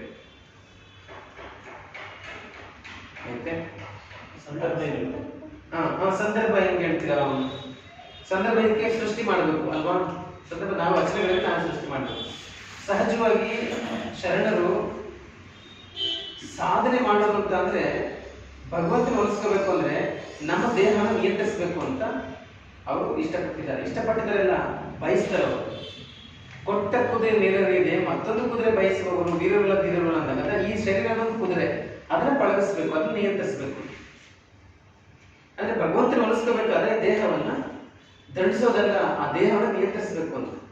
ಆ ದೇಹ ನಿಯಂತ್ರಿಸಕ್ಕೆ ಅಡ್ಡಿ ಯಾರು ಅಂದ್ರೆ ಈ 5 ಮಾನಿಸರು, ಈ 5 ಜನ ಪಂಚೇಂದ್ರಿಯರು. ನೀವು ಗಮನಿಸಿದ್ದೇವೆ, ದೇವದಾಸಿ ಮೇಲೆ ಒಂದು ರಚನೆಯಲ್ಲಿ ಒಡಲುಗೊಂಡವ ಹಸಿವ, ಒಡಲುಗೊಂಡವ ಹುಸಿವ. ಒಡಲುಗೊಂಡವನಿಗೂ ನೀನೆನ್ನ ಜಡಿದೊಮ್ಮೆ ನುಡಿಯದಿರ, ನೀನು ಎನ್ನಂತೆ ಒಡೆದುಕೊಂಡು ನೋಡ ರಾಮನಾಥ. ಅಂದ್ರೆ ಶರಣರಿಗೆ ದೊಡ್ಡ ಚಾಲೆಂಜು ದೇಹವೇ. ಶರಣರಿಗೆ ಅಷ್ಟು ಯಾವುದೇ ಸಾಧಕಕ್ಕೆ ದೊಡ್ಡ ಚಾಲೆಂಜ್ ದೇಹವೇ. ಇದನ್ನು ಗೆಲ್ಲೋದು ಅಷ್ಟು ಸುಲಭ ಅಲ್ಲ. ಹಾಗಾಗಿ ತಮ್ಮ ದೇಹವನ್ನ ಒಡಗಿಸುವಾಗ, ದೇಹವನ್ನ ಗೆಲ್ಲುವಾಗ, ಈಗ ಮತ್ತಿರೋಕೆ ಒಂದು ಕಥಾಗ ಕಮಟವಯ್ಯ ಅಂತ ಬರ್ತದೆ ಬಸವಣ್ಣ ಮಾತು. ಅದರ ಅರ್ಥ ಏನು? ಈ ಭೂಲೋಕ ಸಾಧಕನಿಗೆ ಒಂದು ಕರ್ಮಭೂಮಿ. ಹಾಗೆ ಅವನು ಸಾಧಿಸಬೇಕಾಗಿದೆ ಏನಂದ್ರೆ ಈ ದೇಹವನ್ನ ಪ್ರಸಾದ ಮಾಡಬೇಕು, ಇದರಲ್ಲಿರೋ ವಿಕಾರಗಳನ್ನ ಕಳಿಬೇಕು ಅಂತ. ಹಾಗಾಗಿ ಇಂತಹ ದೇಹ ಸಾಧನೆಯ, ದೇಹವನ್ನು ಪಳಗಿಸುವಂತಹ, ದೇಹ ವಿಕಾರಗಳಿಂದ ಕಳೆದುಕೊಳ್ಳುವಂತಹ ಅವರ ಯತ್ನದ ಸಂದರ್ಭದಲ್ಲಿ ಈ ವಚನ ಬಂದಿದೆ ಅಂತ ನೀವು ಒಂದು ಕಿಟಕಿ ಹಾಕ್ಬೋದು, ಸಂದರ್ಭನ ಹಾಕ್ಬೋದು. ಈ ಸಮಾಜ ವಿಮರ್ಶೆ ಸಮಾಜ ವಿಮರ್ಶೆಗೆ ಹಾಕಿ, ಅಥವಾ ಜಾತಿ ಅಂದ್ರೆ ಸಮಾನತೆಯ ಸಂದರ್ಭದಲ್ಲಿ ಅಂತ ಹಾಕಿ, ಇವೆಲ್ಲ ಅಂತರಂಗದ ಸಾಧನೆಗಳು, ಅಂತರಂಗದ ಸಾಧನೆ, ಅಂತರ್ನಿರೀಕ್ಷಣೆ ಅಂತ ಅದೆಲ್ಲ ನೀವು ಹಾಕೋಬಹುದು. ಅಂತ ಸಂದರ್ಭದಲ್ಲಿ ಬಂದಂಥ ವಚನವೇನು ಅಂತ ಹಾಕೋಬಹುದು. ಸ್ವಲ್ಪ ಇದು ದೇವಸ್ಥಾನವನ್ನು ಸಾಂಸ್ಥಿಕವಾಗಿ ಇದನ್ನ ಅಪೋಸ್ ಮಾಡೋ ರೀತಿ ಮಾಡಿ ಬರಿಬೋದು. ಬಟ್ ಅದಕ್ಕೆ ಅಲ್ಲೊಂದು ಬೇರೆ ಇನ್ನೊಂದು ನೇರವಾದ ವಚನ ಇದೆ. ಆ ದೇಹ ಇದೆಯಲ್ಲ, ಆ ಒಂದು ನೇರವಾದ ಒಂದು ಒಳ್ಳೆ ವಚನ ಇದೆ, ನೀವು ಗಮನಿಸಿದ್ರೆ ಅನ್ಕೊತೀನಿ. ನೋಡಿ, ನೀವು ಓದ್ಬಿಡ್ತೀರ ಅಂತ ಎಷ್ಟು ಚೆನ್ನಾಗಿದೆ. ಬಸವಣ್ಣ ಕಂಪೇರ್ ಮಾಡ್ಬೋದು ನೀವು. 88ನೇ ವಚನ ಮಟ್ಟದಲ್ಲಿ, ಕಾಲೇ ಕಂಬಗಳಾದವು ಎನ್ನ ದೇಹವೇ ದೇಗುಲವಾಯಿತಯ್ಯ, ಎನ್ನ ನಾಲಿಗೆ ಗಂಟೆ ಶಿರ ಸುವರ್ಣದ ಕಳಸ ಏನಯ್ಯ, ಎನ್ನ ನಾಲಿಗೆ ಗಂಟೆ ಶಿರ ಸುವರ್ಣದ ಕಳಸ ಏನಯ್ಯ, ಸರವೇಲಿಂಗಕ್ಕೆ ಸಿಂಹಾಸನವಾಗಿದ್ದಿತ್ತಯ್ಯ. ಮಹೇಶ್ವರ, ನಿಮ್ಮ ಪ್ರಾಣಲಿಂಗ ಪ್ರತಿಷ್ಠೆ ಪಲ್ಲಟವಾಗದಂತೆ ಇದ್ದನಯ್ಯ. ಬಸವಣ್ಣ ವಚನಕ್ಕಿಂತ 2-3 ಸಾಲ ಎಕ್ಸ್ಟ್ರಾ ಇದೆ ಇದರಲ್ಲಿ ನೋಡಿ. ಕಾಲೇ ಕಂಬ ಕರೆಕ್ಟ್, ದೇಹವೇ ದೇಗುಲ ಅದು ಕರೆಕ್ಟ್. ಎನ್ನ ನಾಲಿಗೆ ಗಂಟೆ ಅಂತಾನೆ, ನನ್ನ ನಾಲ್ಗೆ ಗಂಟೆ, ಶಿರ ಸುವರ್ಣ ಕಳಸ ಅದು ಓಕೆ, ಸರವೇ ಲಿಂಗಕ್ಕೆ ಸಿಂಹಾಸನವಾಗಿದ್ದಯ್ಯ. ಸರ ಅಂದ್ರೆ ಧ್ವನಿ ಅಂತ, ನಮ್ಮ ಬಾಯಿ ಕೂಡ ಮಾತು. ಆ ಲಿಂಗಕ್ಕೆ ಸಿಂಹಾಸನ ಯಾವುದು ಅಂದ್ರೆ ಮಾತೆ, ವಚನವೇ, ನಮ್ಮ ಬಾಯಿಗೆ ಬರೋ ಶಬ್ದವೇ. ಹಾಗಾಗಿ ಗುಹೇಶ್ವರ, ನಿಮ್ಮ ಪ್ರಾಣಲಿಂಗ ಪ್ರತಿಷ್ಠೆ ಅಂದ್ರೆ ನಿಮ್ಮನ್ನು ನಾನು ನನ್ನ ಒಳಗಡೆ ಎಸ್ಟಾಬ್ಲಿಷ್ ಮಾಡ್ಕೊಂಡು ಆಗಿದೆ. ನನ್ನ ಪ್ರಾಣಲಿಂಗದಲ್ಲಿ ಪ್ರತಿಷ್ಠಿತನಾಗಿದ್ದೀಯ. ಹಾಗಾಗಿ ಪಲ್ಲಟವಾಗದಿದ್ರೆ ಒಂದು ಚೂರು ಏರ್ಪಡೆ ಆಗಬೇಕು, ಒಂದು ಚೂರು ಅದ್ರ ಬದಲಾಗಿರ್ತಾರೆ. ನಾನು ದೃಢವಾಗಿದ್ದೀನಿ. ನನ್ನ ಕಾಲೇ ಕಂಬ, ದೇಹವೇ ದೇಗುಲ, ಶಿರವನ್ನ ಕಳಸ, ನಾಲಿಗೆ ಗಂಟೆ, ನನ್ನ ಬಾಯಿ ಬರೋ ಮಾತಿದೆಯಲ್ಲ ಅದೇ ಲಿಂಗಕ್ಕೆ ಸಿಂಹಾಸನ. ಹಾಗಾಗಿ ನೀನು ನನ್ನ ಒಳಗಡೆ ಎಸ್ಟಾಬ್ಲಿಷ್ ಆಗಿದ್ದೀನಿ. ಹಾಗಾಗಿ ಈಗ ಅದು ಏರ್ಪಡ ಒಂದು ಚೂರು ಅದ್ರ ಬದಲಾಗದಿರೋಕೆ ನಾನು ದೃಢವಾಗಿದ್ದೀನಿ. ಹಾಗಾಗಿ ಬಸವಣ್ಣ ಆ ವಚನ ಜೊತೆ ಇದನ್ನು ಕಂಪೇರ್ ಮಾಡ್ಬೋದು. ಬಟ್ ಇದು ಅದನ್ನು ಹೇಳ್ತೇವೆ, ಬಟ್ ಇದರ ಧ್ವನಿ ಬೇರೆ, ಧ್ವನಿ ಬೇರೆ. ಓಕೆ, ಸಂದರ್ಭ ಗೊತ್ತಿದ್ರೆ ಬರೀಬೋದು. ಹೇಳ್ಬೋದು, ಗೊತ್ತಿದ್ರೆ ಬರ್ಬೋದು. ನೆಕ್ಸ್ಟ್ ಪ್ರಶ್ನೆಗಳು ಬನ್ನಿ. 2ನೇದು ಎ ಕ್ವಶ್ಚನ್. ವಿಧಿಚೋರ ಮೆಡಿಸಿಯ ಕಥೆಯ ಸ್ವಾರಸ್ಯ ಹಾಗೂ ಅದು ನೀಡುವ ಸಂದೇಶದ ಔಚಿತ್ಯವನ್ನು ಪರಿಶೀಲಿಸಿ. ಇದಕ್ಕೆ ಎಲ್ಲರೂ ಉತ್ತರ ಸರಿ ಬರ್ತಿದ್ದೀರಾ.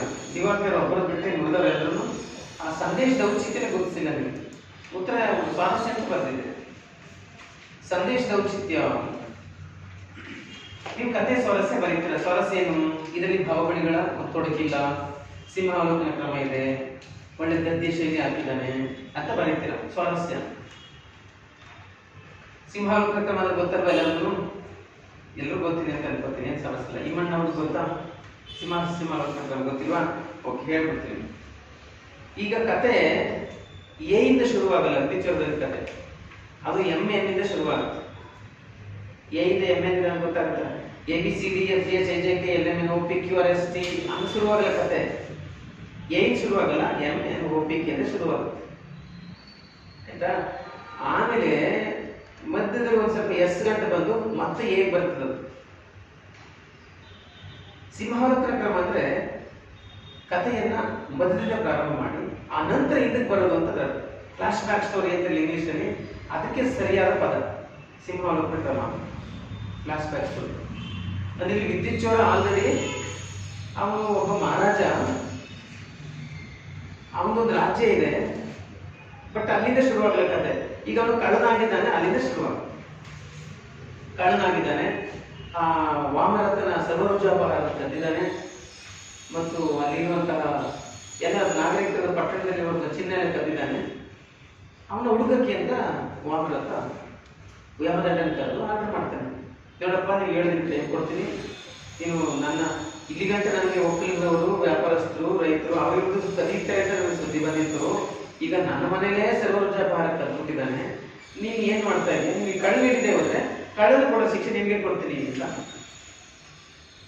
ಆಗ ಯಮದಂಡ ತುಂಬಾ ಹುಡುಕಿ ವಿದ್ಯುಚ್ಛೋರನೆ ಹೇಳ್ತಾ ಬರ್ತಾನೆ, ಇವನೇ ಕಳ್ಳ. ನಿಮಗೆ ಅಂಜನಾಪುರ ವಿದ್ಯೆ ಗೊತ್ತು, ಅಂಜನೆ ಹಾಕೊಳ್ಳೋದು ಅಂದ್ರೆ ಅಂಜನೆ ಕೈಗೆ ಕಣ್ಣು ಬಂದ್ಬಿಟ್ರೆ ಬೇರೆ ರೂಪ ಆಗ್ಬಿಡ್ತಾನೆ ಇವನು ಅಂತ. ರಾತ್ರಿ ಸ್ಪೃದೃತಿ ಆಗಿರ್ತಾನೆ, ಹಗಲೊತ್ತಿಗೆ ತೊನ್ನನಾಗಿ ಗಲೀಜಾಗಿರ್ತಾನೆ ಅಂತೇಳಿ ಅವನ ಕಳ್ಳ ಅಂತೇಳಿ ಕರ್ಕೊಂಡೋಗಿ ನಮಗೆ ಮಾಘ ಮಾಸದ ಕಡು ಶೀತದ ರಾತ್ರಿ 32 ದಂಡನೆಗಳಿಂದ ದಂಡಿಸ್ತಾರೆ. ಮಾಘ ಮಾಸ ಅಂದ್ರೆ ಸೇಮ್ ನವೆಂಬರ್ ಡಿಸೆಂಬರ್ ಟೈಮ್. ಆ ನವೆಂಬರ್ ಡಿಸೆಂಬರ್ ಟೈಮಲ್ಲಿ ಹೊಡೆದ್ರೆ ಹೆಂಗಿರುತ್ತೆ ಮೈಗೆ ಏಟು ಚಳಿಗಾಲ, ಹಂಗೆ 32 ದಂಡಗಳನ್ನು ಶಿಕ್ಷಿಸ್ತಾನೆ. ಅಷ್ಟು ಶಿಕ್ಷಿಸಿದ್ರು ಕೂಡ ನಾನು ಕಳ್ಳನಲ್ಲ ಅಂತ ಹೋಗ್ತಾನೆ ಇರ್ತಾನೆ ವಿದ್ಯುಚ್ಛರು. ಆಮೇಲೆ ಏಟ್ ಹೊಡೆಯೋದಕ್ಕೆ ಅವ್ನು ತಲೆನೇ ಕೆಡಿಸ್ಕೊಳ್ಳ, ಅವ್ನು ಏನೂ ಆಗಲ್ಲ. ಆಗ ಯಮದಂಡನಿಗೆ ಹೊಡೆದು ಸಾಕಾಗಿ ಓಹ್ ಇವ ಕಳ್ಳನಲ್ಲ, ನಾನು ತಪ್ಪು ಮಾಡಿದ್ದೀನಿ ಅಂತೇಳಿ ವಾಪಸ್ ಅವನ್ನ ಮಾಮರತನ ಬಳಿ ಕಳ್ಕೊಂಡು, ಸ್ವಾಮಿ ನಾನು ನೀವು ಹೇಳ್ದಂಗೆ 32 ದಂಡಗಳನ್ನು ದಂಡಿಸ್ದೆ, ಆದ್ರೆ ಇನ್ನು ಕಳ್ಳನಲ್ಲ ಅಂತ ಅನ್ಸುತ್ತೆ, ನಾನು ಕಳೆದು ಹಿಡಿಯಕ್ಕಾಗ್ಬಿಟ್ಟು ಸೋತಿದ್ದೀನಿ, ನಾನು ಶಿಕ್ಷೆ ಕೊಟ್ಬಿಡಿ. ಆಗ ವಾಮರತ ತಗೊಂಡೋಗಿ ಯಮದಂಡನ ಶುಲ್ಕ ಹಾಕಿ ಅಂತಂದ. ಈಗ ಶುಲ್ಕ ಹಾಕಿ ಅಂದಾಗ ಇವನು ಎಳ್ಕೊಂಡು ಹೋಗ್ತಾರೆ ಶುಲ್ಕ ಹಾಕ್ಬೇಕು ಅಂತ. ಆಗ ವಿದ್ಯುಚ್ಛೂರನೇ ಸ್ವಲ್ಪ ತಡೀರಿ ಅಂತೇಳಿ ಆ ರಾಜಭಟ್ರು ಕೇಳ್ಕೊಂಡು ವಾಪಸ್ ಕರ್ಕೊಳ್ತಾನೆ. ಎಲ್ಲಿಗೆ ರಾಜನ ಬಳಿ ಕರ್ಕೊಳ್ತಾನೆ. ಆ ಕರ್ಕೊಬೇಕು ಅಂತ ಅವ್ನು ಸಂಭಾಷಣೆ ಏನಪ್ಪ ವಿದ್ಯುಚ್ಛೂರು ಯಮದಂಡ ನಾನು ಯಾವತ್ತೂ ಗೊತ್ತಾಯ್ತು ಸ್ವಾಮಿ ಅಂತಾನೆ. ನೀನ್ ಸೋತೆ ಅಲ್ವಾ? ಸೋತೆ ಅಂತ. ನೀನ್ ಸತ್ಯ ಅಲ್ವಾ? ಸತ್ಯ ಅಂತ. ಆ ಸಂಭಾಷಣೆಗಳು ನಮ್ಗೆ ಏನೂ ಗೊತ್ತಾಗಲ್ಲ, ಆ ಥರ ಇದೆ. ಸಸ್ಪೆನ್ಸ್ ಇಟ್ಟಿದ್ದ ನಾನು ಶಿವಕೋಟೆಚಾರಿ ಸಸ್ಪೆಕ್ಟ್ ಹೋದವ್ರಿಗೆ ಏನ್ ಹಿಂಗ್ ಮಾತಾಡ್ತಾರೆ ಅಂತ ಅನ್ಸ್ಬಿಡ್ತದೆ. ಕೊನೆಗೆ ಸ್ವಾಮಿ ಬಳಿ ಕರ್ಕೊಂಡ್ ಬಂದಾಗ ಅವ್ನು ಹೇಳ್ತಾನೆ, ಸ್ವಾಮಿ ನಾನು ವಿದ್ಯುಚ್ಛೂರ ಅಂತಕ್ಕಂಥ ರಾಜ, ಇವ್ ನನ್ನ ತಳವಾರ ಇವನು ಯಮದಂಡ ಅಂತ. ನಾವಿಬ್ರು ಚಿಕ್ಕ ಹುಡುಗರಾಗಿದ್ದಾಗ ಈ ತರ ಪ್ರತಿಜ್ಞೆ ಮಾಡ್ಕೊಂಡಿದ್ವಿ. ಆ ಪ್ರತಿಜ್ಞೆ ನೆರವೇರಿಸಕ್ಕೆ ಅಂತ ನಾನು ಈಗ ಅನ್ಕೊಳ್ಳೋರು ಇವ್ರು ನನ್ನ ದೇಶನೇ ಬಿಟ್ಟು ಇಲ್ಲಿ ಬಂದ್ಬಿಟ್ಟ. ಹಾಗೆ ನಾನು ಇವ್ರು ಹುಡ್ಕೊಂಡು ಇಲ್ಲಿಗೆ ಬಂದೆ. ಹಾಗೆ ಕಳ್ತಾನಲ್ಲ ಅವನು ನಾನು ಕರ್ತೀನಿ ತಗೊಂಡು ಕದ್ದಿರೋದೆಲ್ಲ ಅಲ್ಲಿದೆ, ಊರು ಹೊರಗಡೆ ಒಂದು ಗುಹೆಯಲ್ಲಿ ಇಟ್ಟಿದ್ದೀನಿ, ಒಂದು 5-6 ಸಾವಿರ ಖರ್ಚಾಗಿರ್ಬೋದು ಅಷ್ಟೇ ನಾನು ಸುಳ್ಳಾಗಿ ಅಂತ. ಇಲ್ಲದೆಲ್ಲ ಹಂಗೆ ತಗೊಳ್ಳಿ ಅಂತ. ಅಲ್ಲಿ ಅವನು ಕೇಳೋದು, ಅಲ್ಲ ನೀನ್ ಕಳ್ಳನಂದೆ ಹೋದ್ರೆ ಇಷ್ಟು 32 ದಂಡನೆಗಳು ಹೆಂಗ್ ಸಹಿಸ್ಕೊಂಡೆ ನೀನು ಅಂತ. ಹೆಂಗ್ ಸಹಿಸ್ಕೊಂಡೆ? ಅದಕ್ಕೆ ಅವನು ಹೇಳ್ತಾನೆ, ನಾನು ಶಿವಗುಪ್ತ ಅಂತಕ್ಕಂಥ ಜೈನ ಮುನಿಗಳಿಂದ ಜೈನ ದೀಕ್ಷೆ ಪಡೆದಿದ್ದೆ. ಅವರು ನರಕದ ವರ್ಣನೆಗಳನ್ನು ಕೇಳಿದ್ದೆ.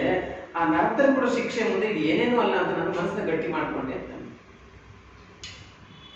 ಆಯ್ತು ಅಂತ ಅನ್ನೋಷ್ರೊಳಗೆ ಅಷ್ಟೊತ್ತಿಗೆ ಅವನ ಊರು ವೇಣಾತಟ್ಟ ಅಂತ. ವೇಣಾತಟ್ಟದಿಂದ ಪತ್ರ ಬರ್ತದೆ, ದೂತರು ಬರ್ತಾರೆ, ನೀವು ಬಂದು ಎಷ್ಟೋ ದಿನ ಆಯ್ತು ಬನ್ನಿ ವಾಪಸ್ಸು ಅಂತ. ಆ ಪತ್ರ ನೋಡಿ ವಾಮನತನಿಗೆ ಕನ್ವಿನ್ಸ್ ಆಗುತ್ತೆ, ಕರೆಕ್ಟ್ ವಿದ್ಯುಚ್ಛೂರ ಹೇಳಿದ್ದು ನಿಜ, ಈಗ ಪತ್ರ ಬಂದದ್ದು ನಿಜ ಅಂತ ಕನ್ವಿನ್ಸ್ ಆಗುತ್ತೆ. ಆಯ್ತು ನನ್ನ ಮಕ್ಕಳಿದ್ದಾರೆ ಒಂದು 8 ಜನ, ಮದುವೆ ಆಗುವಂತ. ಇಲ್ಲೇ ನಾನು ಮುಕ್ತಿ ಶ್ರೀ ಮೇಲೆ ಆಸೆ ಪಟ್ಟಿದ್ದೀನಿ, ನಾನು ಮದುವೆ ಆಗಲ್ಲ ಅಂತೀನಿ. ಆಮೇಲೆ ವಾಪಸ್ ಊರಿಗೆ ಬಂದು ಎಲ್ಲರೂ ಒಪ್ಪಿಸಿ ತಪಸ್ ಮಾಡಕ್ಕೆ ಹೋಗ್ತಾರೆ. ಹಿಂಗಿದೆ ಕತೆ. ಆಮೇಲೆ ತಪಸ್ ಮಾಡಿ ಎತ್ತಿ ಆದ್ಮೇಲೆ ಮತ್ತೆ ತಾಮ್ರಲಿಪ್ತಿಗೆ ಹೋಗೋದು, ಅಲ್ಲಿ ವಾರಂಗಾಯ, ಅದೇ ಬೇರೆ ಕತೆ.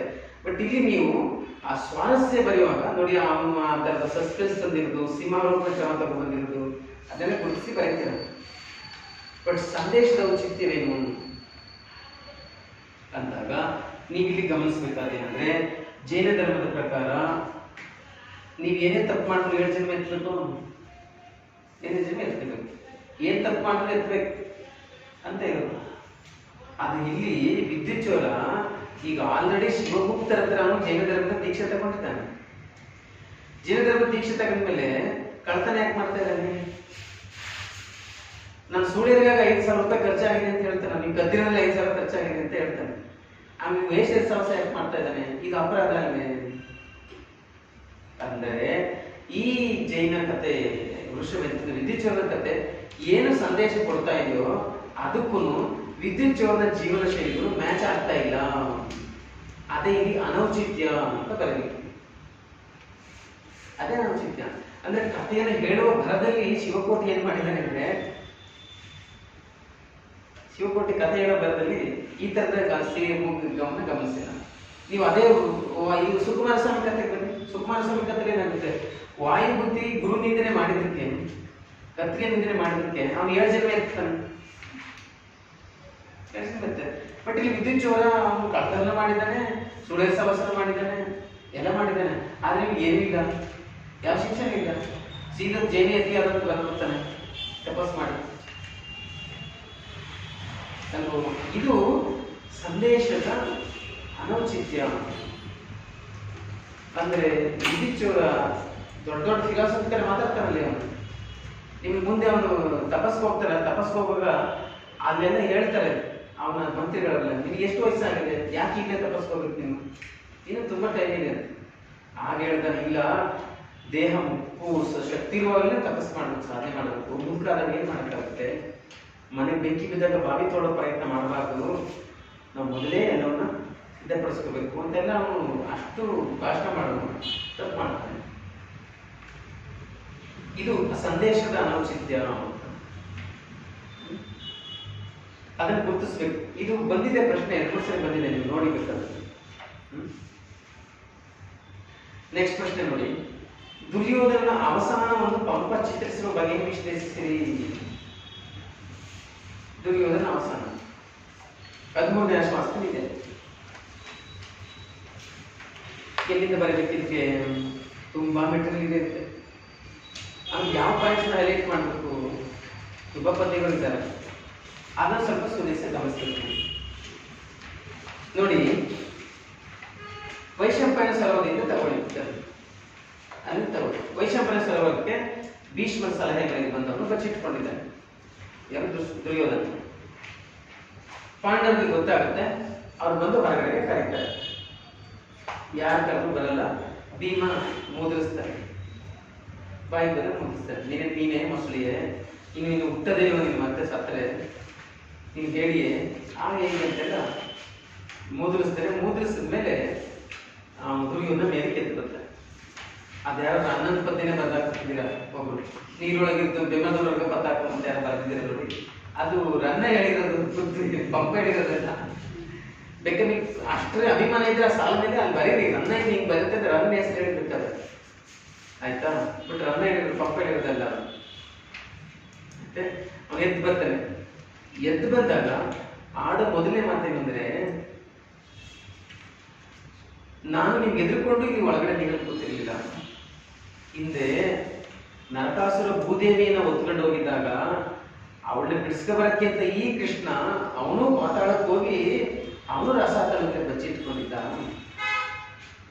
ಈಗ ನನ್ನ ಭೂಮಿ ನಿಮ್ಮ ವಶ ಆಗಿದೆ, ಹಾಗಾಗಿ ನಿಮ್ಮಿಂದ ನಾನು ವಾಪಸ್ ತಗೋಬೇಕಲ್ಲ, ಅದಕ್ಕೆ ನಾನು ನಿನ್ನ ಬಚ್ಚಿಟ್ಕೊಂಡಿದ್ದೆ, ನಾನು ನಿಮಗೆ ಎದುರ್ಕೊಂಡಿರಲಿಲ್ಲ. ಬನ್ನಿ, ಅದ್ಯಾರು ನನ್ನ ಜೊತೆಗೆ ಎದುರು ಬಂದ್ರೆ ಬನ್ನಿ ಅಂತ. ಹಂಗಂದಾಗ ಧರ್ಮರಾಯನಿಗೆ ಕೋಪ ಬಂದ್ಬಿಡುತ್ತೆ. ಇಲ್ಲ ಇಲ್ಲ ಪಾಪಿ, ಇನ್ನೂ ನೀನು ಸೊಕ್ಕು ಇಳ್ದಿಲ್ವೇ, ಇನ್ನೂ ಇಷ್ಟೊಂದು ನೀನು ಇದ್ದದಾವೆ, ಅಜ್ಜಿ ತಕೋ, ಎಲ್ಲ ರಾಜ್ಯ ನೀನೇ ಇಟ್ಕೋ, ಬಾ ನಾವೇ ನಿಮಗೆ ಕೈಕರ್ಯ ಮಾಡ್ತೀವಿ, ನಿನಗೆ ಸೇವೆ ಮಾಡ್ತೀವಿ ಅಂತ ಅಂದ್ಬಿಡ್ತಾನೆ ಧರ್ಮರಾಯ. ಹಂಗಂದ್ರೆ ಕೃಷ್ಣ ಏನ್ ಮಾಡ್ತಾನೆ, ಅವನಿಗೆ ಆತಂಕ, ಇವನು ಗಂದ್ಬಿಟ್ನ ಧರ್ಮರಾಯ, ಆಯ್ತು ಅಂದ್ಬಿಟ್ರೆ ಏನ್ ಮಾಡ್ತಾನೆ, ಓಕೆ ಅಂದ್ಬಿಟ್ರೆ ಏನ್ ಮಾಡ. ಅದಕ್ಕೆ ಕೃಷ್ಣ ಏನ್ ಮಾಡ್ತಾನೆ, ಆಹಾ ದುರ್ಯೋಧನ ಮೊದಲು ಯಾವಾಗಲೂ ನಿಮ್ಮ ಮಾತನ್ನ ಕೇಳಿಲ್ಲ, ಈಗ ಕೇಳ್ಬಿಡ್ತಾನ ಅಂತ ಒಂದು ಮಧ್ಯದಲ್ಲಿ ಕೊಂಕು ಮಾತನ್ನ ಆಡ್ತಾನೆ, ರಾಜತಾಂತ್ರಿಕ ಮಾತನ್ನ ಆಡ್ತಾನೆ. ಆಗ ದುರ್ಯೋಧನ ಹೇಳ್ತಾನೆ, ನಿಮ್ಮ ಭಿನ್ನಾಣದ ಮಾತೆಲ್ಲ ಬೇಡ, ನಾನು ಯಾವತ್ತೂ ನಿಮ್ಮ ಮಾತನ್ನ ಕೇಳಿಲ್ಲ, ಈಗಲೂ ಮುಂದಕ್ಕೂ ಕೇಳಿಲ್ಲ, ಬರೀ ನನ್ನ ಜೊತೆ ಯಾರಿದ್ದು ಬರ್ತೀರಾ ಅಂತ. ಈ ರೀತಿ ಅವ್ರು ಮಾತಾಡ್ತಾ ಇರುವಾಗ ದುರ್ಯೋಧನಿಗೆ ಉಸಿರು ಬಂದಂಗೆ, ಆಯುಸ್ ಬಂದಂಗೆ ಬಲರಾಮ ಪರ್ವತ ನಡ್ಕೊಂಡು ಬಂದ ನಡ್ಕೊ ಬರ್ತಾನೆ ಅಂತ ಇದೆ ವರ್ಣನೆ. ಪರ್ವತವೇ ನಡ್ಕೊಂಡು ನೇಗಿಲ ಹೊತ್ಕೊಂಡು ಪರ್ವತ ನಡ್ಕೊಂಡು ಬಂದ ಅಂತ ಇದೆ. ಆ ಪಂಪ ಮಹಾಕವಿಯ ಭಾಷೆ ಎಷ್ಟು ಚಂದ ಅಂದ್ರೆ, ಆ ಕಡಿಮೆ ಶಬ್ದಗಳು ಎಂತ ಫೀಲಿಂಗ್ ಕೊಡ್ತಾನೆ ಅಂದ್ರೆ ಅವನು, ನಾನು ಅದು ಓದುವ ನನಗೆ ಫೀಲ್ ಆಗುತ್ತೆ. ಬರ್ತಾರಲ್ಲ, ಬಂದು ಅವನು ಒಂದ್ ಕಡೆ ಪಾಂಡವನ ಒಂದ್ಸರಿ ನೋಡ್ತಾನೆ, ದುರ್ಯೋಧನ ಒಂದ್ಸರಿ ನೋಡ್ತಾನೆ.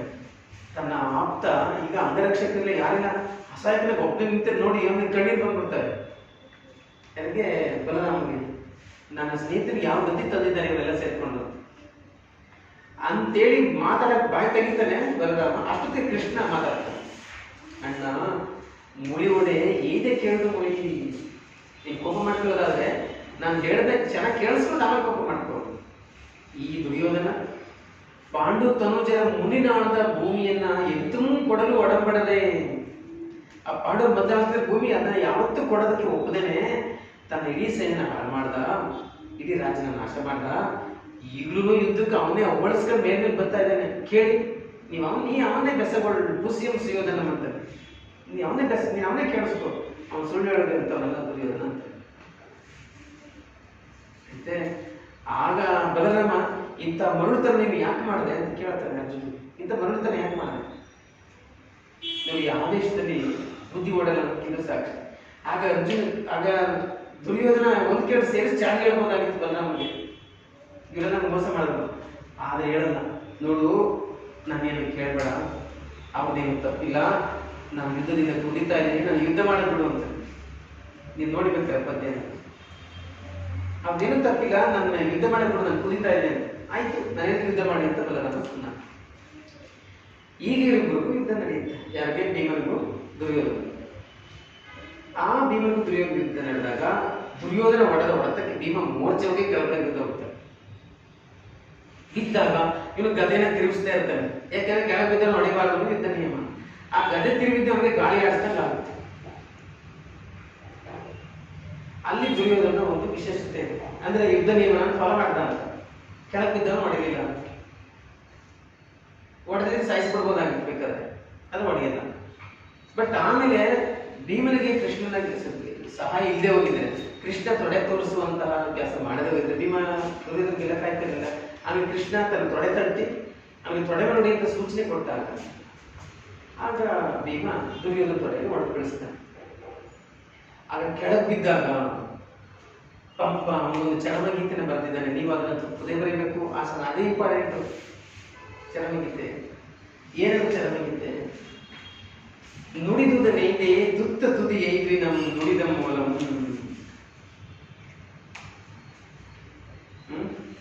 ನೋಡಿ ಪದ್ಯ ಎಷ್ಟು ಚೆನ್ನಾಗಿದೆ. ಇದು 13ನೇ ಅಶ್ವಸ್ಥಲಿ 97ನೇ ಪದ್ಯ. ಇದು ಪಂಪ ದುರ್ಯೋಧನ ಬರೆದ ಚರಮಗೀತೆ. ನುಡಿದುದನೇನೆ ತುತ್ತ ತುದಿ ಐದು ದಿನ ನುಡಿದ ಮೂಲಂ. ತಾನು ಮಾತಾಡಿದ್ದನ್ನೇ ಕೊನೆವರೆಗೂ ಮಾತಾಡೋದಲ್ಲ,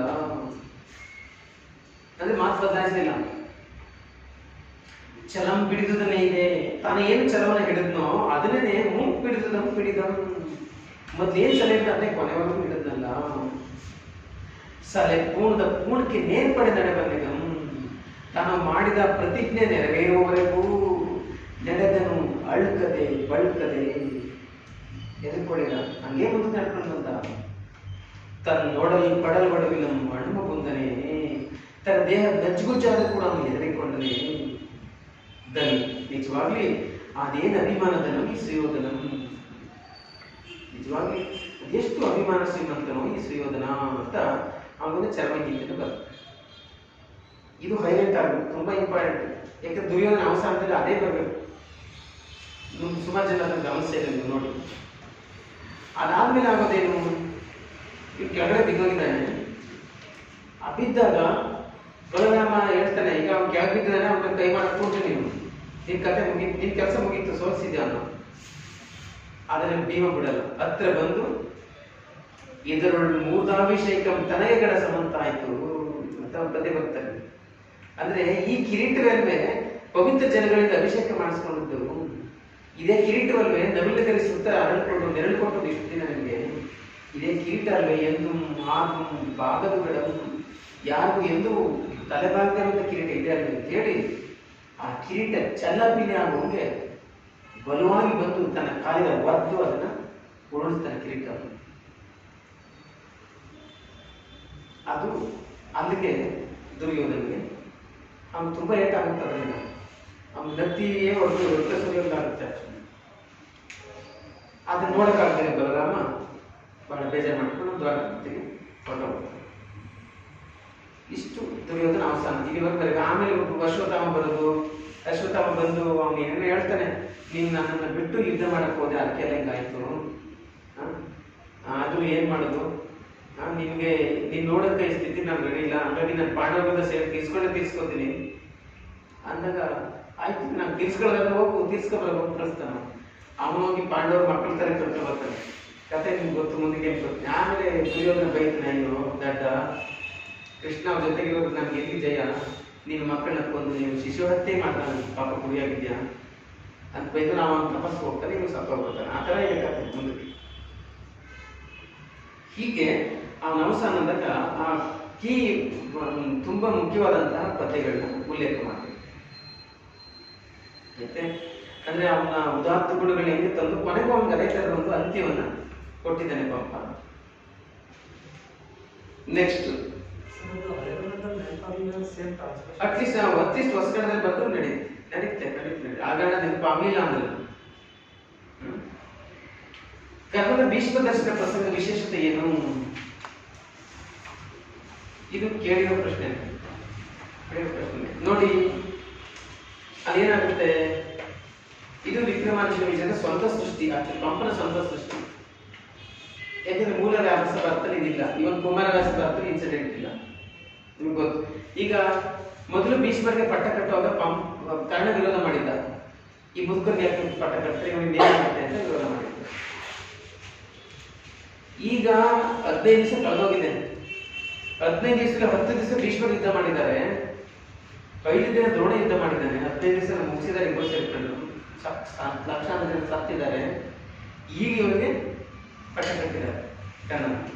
ಆಮೇಲೆ ಯುದ್ಧದ ಭೀಕರತೆ ಎಷ್ಟು ಅಂತ ಗೊತ್ತಾಗಿದೆ, ಯುದ್ಧ ಎಷ್ಟು ಕಷ್ಟ ಅಂತ ಗೊತ್ತಾಗಿದೆ, ಅದರ ನಡುವೆ ತನ್ನ ಜನ್ಮರಾಶಿ ಗೊತ್ತಾಗಿದೆ ನನಗೆ. ಹಾಗಾಗಿ ಅವನಿಗೆ ಈಗ ನಾನು ಭೀಷ್ಮರಿಗೆ ಈ ಥರ ಅನ್ಬಾರ್ದಾಗಿತ್ತು ಗೊತ್ತಾಗಿದೆ. ಅದಕ್ಕೆ ಭೀಷ್ಮರ ಬಳಿ ಬಂದು ಅವ್ರ ಸುತ್ತ ಪ್ರದಕ್ಷಿಣ ಹಾಕಿ ಅವ್ರ ಕಾಲ ನಮಸ್ಕಾರ ಮಾಡಿ, ಅಜ್ಜ ಆ ಮಾತರಿಯಲ್ಲಿ ಮಡಿಯು ನೋಡಿ ನೋಡಿದೆ ಅಂತ. ನನಗೇನು ಮಾತಾಡೋದು ಗೊತ್ತಾಗ್ದೇ ನಿಮ್ಮ ಮನಸ್ಸು ನೋವು ಮಾತಾಡಿದೆ, ನನ್ನ ಕ್ಷಮಿಸಿ. ನಿಮ್ಮ ಮನದ ಉಮ್ಮಚ್ಚರವನ್ನ ಮರೆಯುವುದು ನಿಮ್ಮ ನೆರೆಯಲ್ಲಿ ಬಂದೆ ಅಂದ್ಬಿಟ್ಟು ಹೇಳ್ತಾನೆ. ಆ ಪಾಂಡು ಸ್ವಲ್ಪ ನಿಮ್ಮಂತವ್ರಿಗೆ ಗೆಲ್ಲಕ್ಕಾಗಲಿಲ್ಲ, ನಮ್ಮಂತಿರು ಗೆಲ್ಲರೆಂಬುದು ಅಚ್ಚರಿಯಂತೆ ಅಂದ್ಬಿಟ್ಟು ಏನೋ ಅರ್ಜುನ್ ಜೊತೆ ಇವತ್ತು ನಾನು ಎದುರು ನಿಂತಿದ್ದೀನಿ, ನನ್ನ ಶೌರ್ಯವನ್ನು ನಾನು ಪ್ರದರ್ಶನ ಮಾಡ್ತೀನಿ ಅಂತ ಆ ಮಾತುಗಳನ್ನ ಹೈಲೈಟ್ ಮಾಡಿ. ನೀವು ಅವ್ನು ಏನು ಕಾರಣ ಹೇಳ್ದಾಗ ಹೇಳಬೇಕಾದ್ರೆ ಬಹಳ ಮುಖ್ಯ. ಕಾರಣ ಭೀಷ್ಮ ದರ್ಶನ ಅವನೇನು ಮಾತಾಡ್ದ ಹೇಳಿದ. ಅದಕ್ಕೆ ಭೀಷ್ಮ ಏನು ಹೇಳ್ತಾನೆ, ಆಯ್ತು ಬಿಡು ಪರವಾಗಿಲ್ಲ, ನೀನು ಕ್ಷತ್ರಿಯೋಚಿತವಾಗಿ ಮಾತಾಡಿದ್ಯಾ, ನನಗಿದು ಬೇಸರ ಇಲ್ಲ, ನೀನು ನಾನು ಒಂದು ರೀತಿ ಸಂಬಂಧಿಕರು, ಯಾಕಂದ್ರೆ ನಮ್ಮ ಗುರುಗಳು ಒಬ್ಬರೇ ಪರಶುರಾಮ, ಹಾಗಾಗಿ ನಿನಗೆ ಜಯವಾಗಲಿ, ಹೋಗು, ನೀನು ಶಲ್ಯನನ್ನ ಸಾಧ್ಯನೆ ಮಾಡ್ಕೊಂಡು ಯುದ್ಧ ಮಾಡು ಅಂತ ಹಾಗಂದ್ಕೊಂಡು ಆಮೇಲೆ ನೀವು ಸೂತ ಪುತ್ರ ನಾನು ಇದ್ದಿರ್ಬೋದು, ಇಷ್ಟು ಒಳ್ಳೆ ಗುಣ ಇರಬೇಕು, ನೀವು ಯಾರೋ ಕ್ಷತ್ರಿಯ ಇರಬೇಕು ಅಂತ ಮನಸ್ಸನ್ನು ಅನ್ಕೋತಾರೆ. ಆ ಥರದ ಮಾತುಗಳಿದ್ದಾರೆ. ಅಷ್ಟೇ ನಡೆಯೋದಲ್ಲಿ ನೀನಿಲ್ಲ, ಅಷ್ಟೇ ನಡೆಯೋದು. ಹಾಗೆ ನೀವು ಅಲ್ಲಿ ಹೈಲೈಟ್ ಮಾಡಬೇಕಾಗುತ್ತೆ ಒಂದು ಕರ್ಣನ ಉದಾತ್ತ ಗುಣ, ಎರಡನೇದು ಆ ಶಲ್ಯನನ್ನ ಸಾರ್ಥರಿಗೆ ಮಾಡ್ಕೊಂಡು ಹೇಳಿ ಕಳಿಸಿದ್ರಲ್ಲ ಅದು 2 ಪಾಯಿಂಟ್ಸ್ ಹೈಲೈಟ್ ಆದ ಸಾಕು. ಬಟ್ ಇದಕ್ಕೆ ಉತ್ತರ ಬರೆಯುವಾಗ ಇಂದಿನ ಸುಳ್ಳು ಪಡೆಯಬಹುದು ಕರ್ಣ ಮಹಾಜನಗಳನ್ನು ಲಿಂಕ್ ಮಾಡೇ ಬರಬೇಕು ನೀವು. ಅಂದ್ರೆ ಕರ್ಣನಿಗೆ ಆಗ ಮಾತನ್ನ ಅರ್ಥ ಆಗಿರಲಿಲ್ಲ, ಈಗ ಅರ್ಥ ಆಗಿದೆ. ನಿನಗೂ ಈ ಮಹಾಯುದ್ಧ ಒಂದು ಸರ್ದಿ ಬರ್ತದೆ ಅಂತ ಹೇಳಿದ್ರಲ್ಲ, ಅದಾಗ ಅರ್ಥ ಆಗಲಿಲ್ಲ ನಮಗೆ, ಈಗ ಅರ್ಥ ಆಗಿದೆ. ಭೀಷ್ಮ ತೂಕವಾಗಿ ವಯಸ್ಸಿರ್ತಕ್ಕಂತೆ ಮಾತಾಡಿದ್ದ, ಕಾರಣ ಯುವಕನಾಗಿರೋದು ನಮ್ಗೆ ಮಾತಾಡಿ ಈಗ ಅರ್ಥ ಆಗಿದೆ. ಇದಿಷ್ಟು ಅಲ್ಲಿ ಹೈಲೈಟ್ ಆಗಿದೆ. ವಚನಗಳ ಸಾಹಿತ್ಯಿಕ ಮತ್ತು ಸಾಂಸ್ಕೃತಿಕ ಮೌಲ್ಯಗಳನ್ನು ವಿಶ್ಲೇಷಿಸಿರಿ. ವಚನಗಳ ಸಾಹಿತ್ಯಿಕ ಮತ್ತು ಸಾಂಸ್ಕೃತಿಕ ಮೌಲ್ಯಗಳು ಇದನ್ನು ಹೇಗೆ ಬರೀತೀರ? ವಚನಗಳ ಸಾಹಿತ್ಯಿಕ ಮೌಲ್ಯ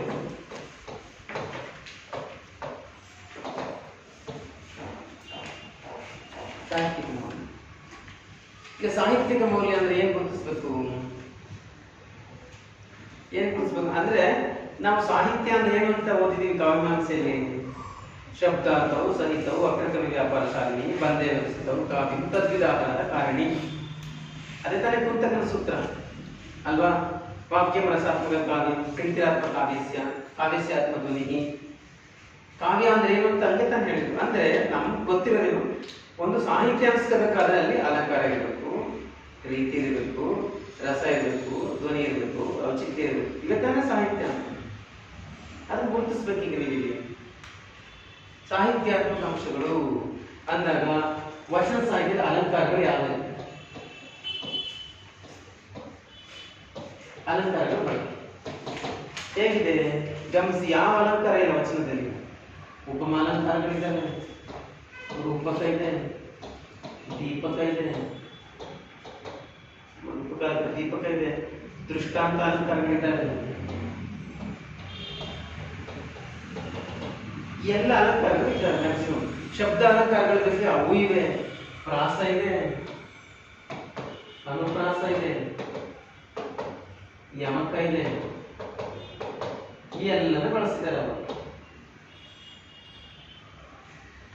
ಆದ್ರೆ ವಾಸ್ತವವಾಗಿ ವಚನಕಾರರು ಬರೆಯುವಾಗ ನಾವು ಸಾಹಿತ್ಯ ಬರೀತಿದ್ದೀವಿ ಅನ್ನೋ ಪ್ರಜ್ಞೆ ಅವತ್ತು ಇದ್ದಿರಲಿಲ್ಲ. ನಾವು ಸಾಹಿತ್ಯ ಕೃಷಿ ಮಾಡ್ತಾ ಇದ್ದೀವಿ ಅನ್ನೋದು ಇದ್ದಿರಲಿಲ್ಲ. ಆಮೇಲೆ ಬ್ರಿಟಿಷರು ಬಂದ ಮೇಲೆ ಅದನ್ನು ವಚನ ಸಾಹಿತ್ಯ ಅಂತ ಗುರುತಿಸಿದ್ರಷ್ಟೇ. ಆಮೇಲೆ ನೀವು ಗಮನಿಸಿ, ಈ ವಚನ ನಾವು ಹೇಳುವಾಗ ಅದನ್ನ ಅನುಭವ ಗದ್ಯ ಅಂತ ಕರಿತೀವಿ. ಆಕ್ಚುಲಿ ಅದು ಪದ್ಯದ ಲಯ ಇಲ್ಲ ಅದರಲ್ಲಿ. ಅಂದ್ರೆ ಈಗ ಕನಕದಾಸ ಪುರಂದರದಾಸ ಸಂಗೀತಕ್ಕೆ ಬರೆದಿರಲ್ಲ, ಹಂಗ್ ಬರ್ದಿಲ್ಲ. ಆದ್ರೆ ಅದು ಗದ್ಯವಾದ್ರೂ ಕೂಡ ಪದ್ಯದ ಲಯ ಅಂತ ಅದ್ರಲ್ಲಿ ಇದೆ. ಅದು ಗದ್ಯ, ಅದ್ರ ಪದ್ಯದ ಲಯ ಅಂತ ಅದ್ರಲ್ಲಿ ಇದೆ. ಅವ್ರು ಪದ್ಯ ಬರೀತೀವಿ ಬರ್ದಿಲ್ಲ, ಅದ್ರ ಪದ್ಯದ ಲಯ ಅಂತ ಇದೆ. ಹಂಗಿರೋದ್ರಿಂದ ಎಷ್ಟೋ ವಚನಗಳಿಗೆ ರಾಗ ಹಾಕಿ ಆಡಕ್ ಸಾಧ್ಯ ಆಗ್ತಾ ಇದೆ. ಇದನ್ನ ಗುರುತಿಸ್ಬೇಕು ನೀವು. ಸಾಹಿತ್ಯಿಕ ಮೌಲ್ಯ ಅಂದಾಗ ವಚನದಲ್ಲಿ ಅಲಂಕಾರಗಳನ್ನ ಎಷ್ಟೇ ಬಳಸ್ತಾರೆ. ಉದಾಹರಣೆ ಯಾವ್ದಾದ್ರು ಒಂದನ್ನೇ ಎತ್ಕೊಂಡ್ರೆ ಆಯ್ತು. ನೋಡಿ, ನೀವು ಅಕ್ಕನ ವಚನ ಚಿಲಿಮಿಲಿ ಎಂದಾಡುವ ಗಿಳಿಗಳಿಗ ನೀವು ಕಾಣಿರಿ ನೀವು ಕಾಣಿರೆ, ಸರವಳದೊಳಗಾಡುವ ಹಂಸಗಳಿಗ ನೀವು ಕಾಣಿರಿ ನೀವು ಕಾಣಿರೆ, ಎರಗಿ ಬಂದಾಡುವ ತುಂಬಿಗಳಿಗ ನೀವು ಕಾಣಿರಿ ಅಲ್ಲಿ ನೀವು ಕಾಣಿರಿ ನೀವು ಕಾಣಿರಿ ನೀವು ಕಾಣಿರಿ ನೀವು ಕಾಣಿರಿ. ಎಂತ ಒಂದು ಆ ಪದದ ಪುನರಾವರ್ತನೆ ಯಮಕವಾಗಿ ಯಮಕಾಲಂಕಾರ. ಆಕ್ಚುಲಿ ಯಮಕಾಲ ಅಂದ್ರೆ ಅವಳ ಹುಡುಕಾಟದ ತೀವ್ರತೆಯನ್ನ ಆ ಪದದ ಪುನರಾವರ್ತನೆ ಎಷ್ಟು ಚೆನ್ನಾಗಿ ಧ್ವನಿಸ್ತದೆ, ಎಷ್ಟು ಚೆನ್ನಾಗಿ ಧ್ವನಿಸುತ್ತೆ ಅದನ್ನೆಲ್ಲ ಹೇಳ್ಬೋದು ನೀವು. ಹಾಗೆ ಅಲಂಕಾರ ಗುರುತಿಸ್ತೀರಾ, ರಸ ಗುರುತಿಸ್ತೀರಾ, ಧ್ವನಿ ಗುರುತಿಸ್ತೀರಾ, ಗುರುತಿಸಿ ಎಲ್ಲರೂ ಗುರುತಿಸ್ಬೋದು ನೀವು ವಚನ ಸಾಹಿತ್ಯದಲ್ಲಿ ಗುರುತಿಸ್ಬೋದು ಅಲ್ವೋ. ಈಗ ನುಡಿದರೆ ಮುತ್ತಿನ ಹಾರದಂತಿರ್ಬೇಕು, ನುಡಿದರೆ ಮಾಣಿಕ್ಯದ ದೀಪ್ತಿ ಅಂತಿರ್ಬೇಕು, ನುಡಿದರೆ ಸ್ಫಟಿಕ ಅಲ್ಲಿ ನುಡಿದರೆ ತಗೊಂಡ್ರೆ ಯಮಕಾಲಂಕಾರ ಆಗುತ್ತೆ. ಅಂತೆ ಅಂತೆ ಅಂತ ತೆಗೆದುಕೊಂಡ್ರೆ ಉಪಮಾಲಂಕಾರ ಆಗ್ತದೆ ಅಲ್ವೋ. ಒಂದಲ್ಲ ಎಷ್ಟಲ್ಲ, ಕೂಡಲ ಸಂಗಮ ದೇವರ ನೀವು ಉದಕದೊಳಗೆ ಬೈಚಿತ್ತ ಬಯಕೆ ಕಿಚಿನಂತಿದ್ದಿತ್ತು, ಸಸಿಯೊಳಗನ ರಸದ ರುಚಿಯಂತಿದ್ದಿತ್ತು, ಆಮೇಲೆ ನನೆಯೊಳಗನ ಪರಿಮಳದಂತಿದ್ದಿತ್ತು, ಕನ್ನೆಯ ಸ್ನೇಹದಂತಿದ್ದಿತ್ತು ಅಂತ ಬಸವಣ್ಣ. ಆ ಅರ್ಥೋಪಮಾಲಂಕಾರ ಅಲ್ವ. ಅಕ್ಕನ ಈಗ ಬೆಟ್ಟದ ಮೇಲೆ ಮನೆ ಮಾಡಿ ಅಂತ ಒಳ್ಳೆ ರೂಪಕ, ಅದು ರೂಪಕ. ಹೀಗೆ ಎಲ್ಲ ಅಲಂಕಾರಗಳನ್ನು ಬಳಸಿದ್ದಾರೆ ಅವರು ಅಂತ ಬಳಸಿದ್ದಾರೆ. ಆ ವಚನಗಳಲ್ಲಿ ಧ್ವನಿ ಇದೆ, ರಸ ಇದೆ ಇದೆಲ್ಲ ಗುರುತಿಸ್ಬೋದು.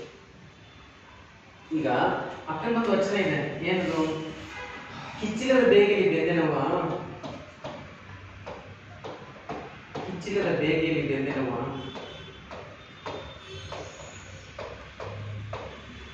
ಏರಿಲದ ಗಾಯದಲ್ಲಿ ಮುಂದೆನವ,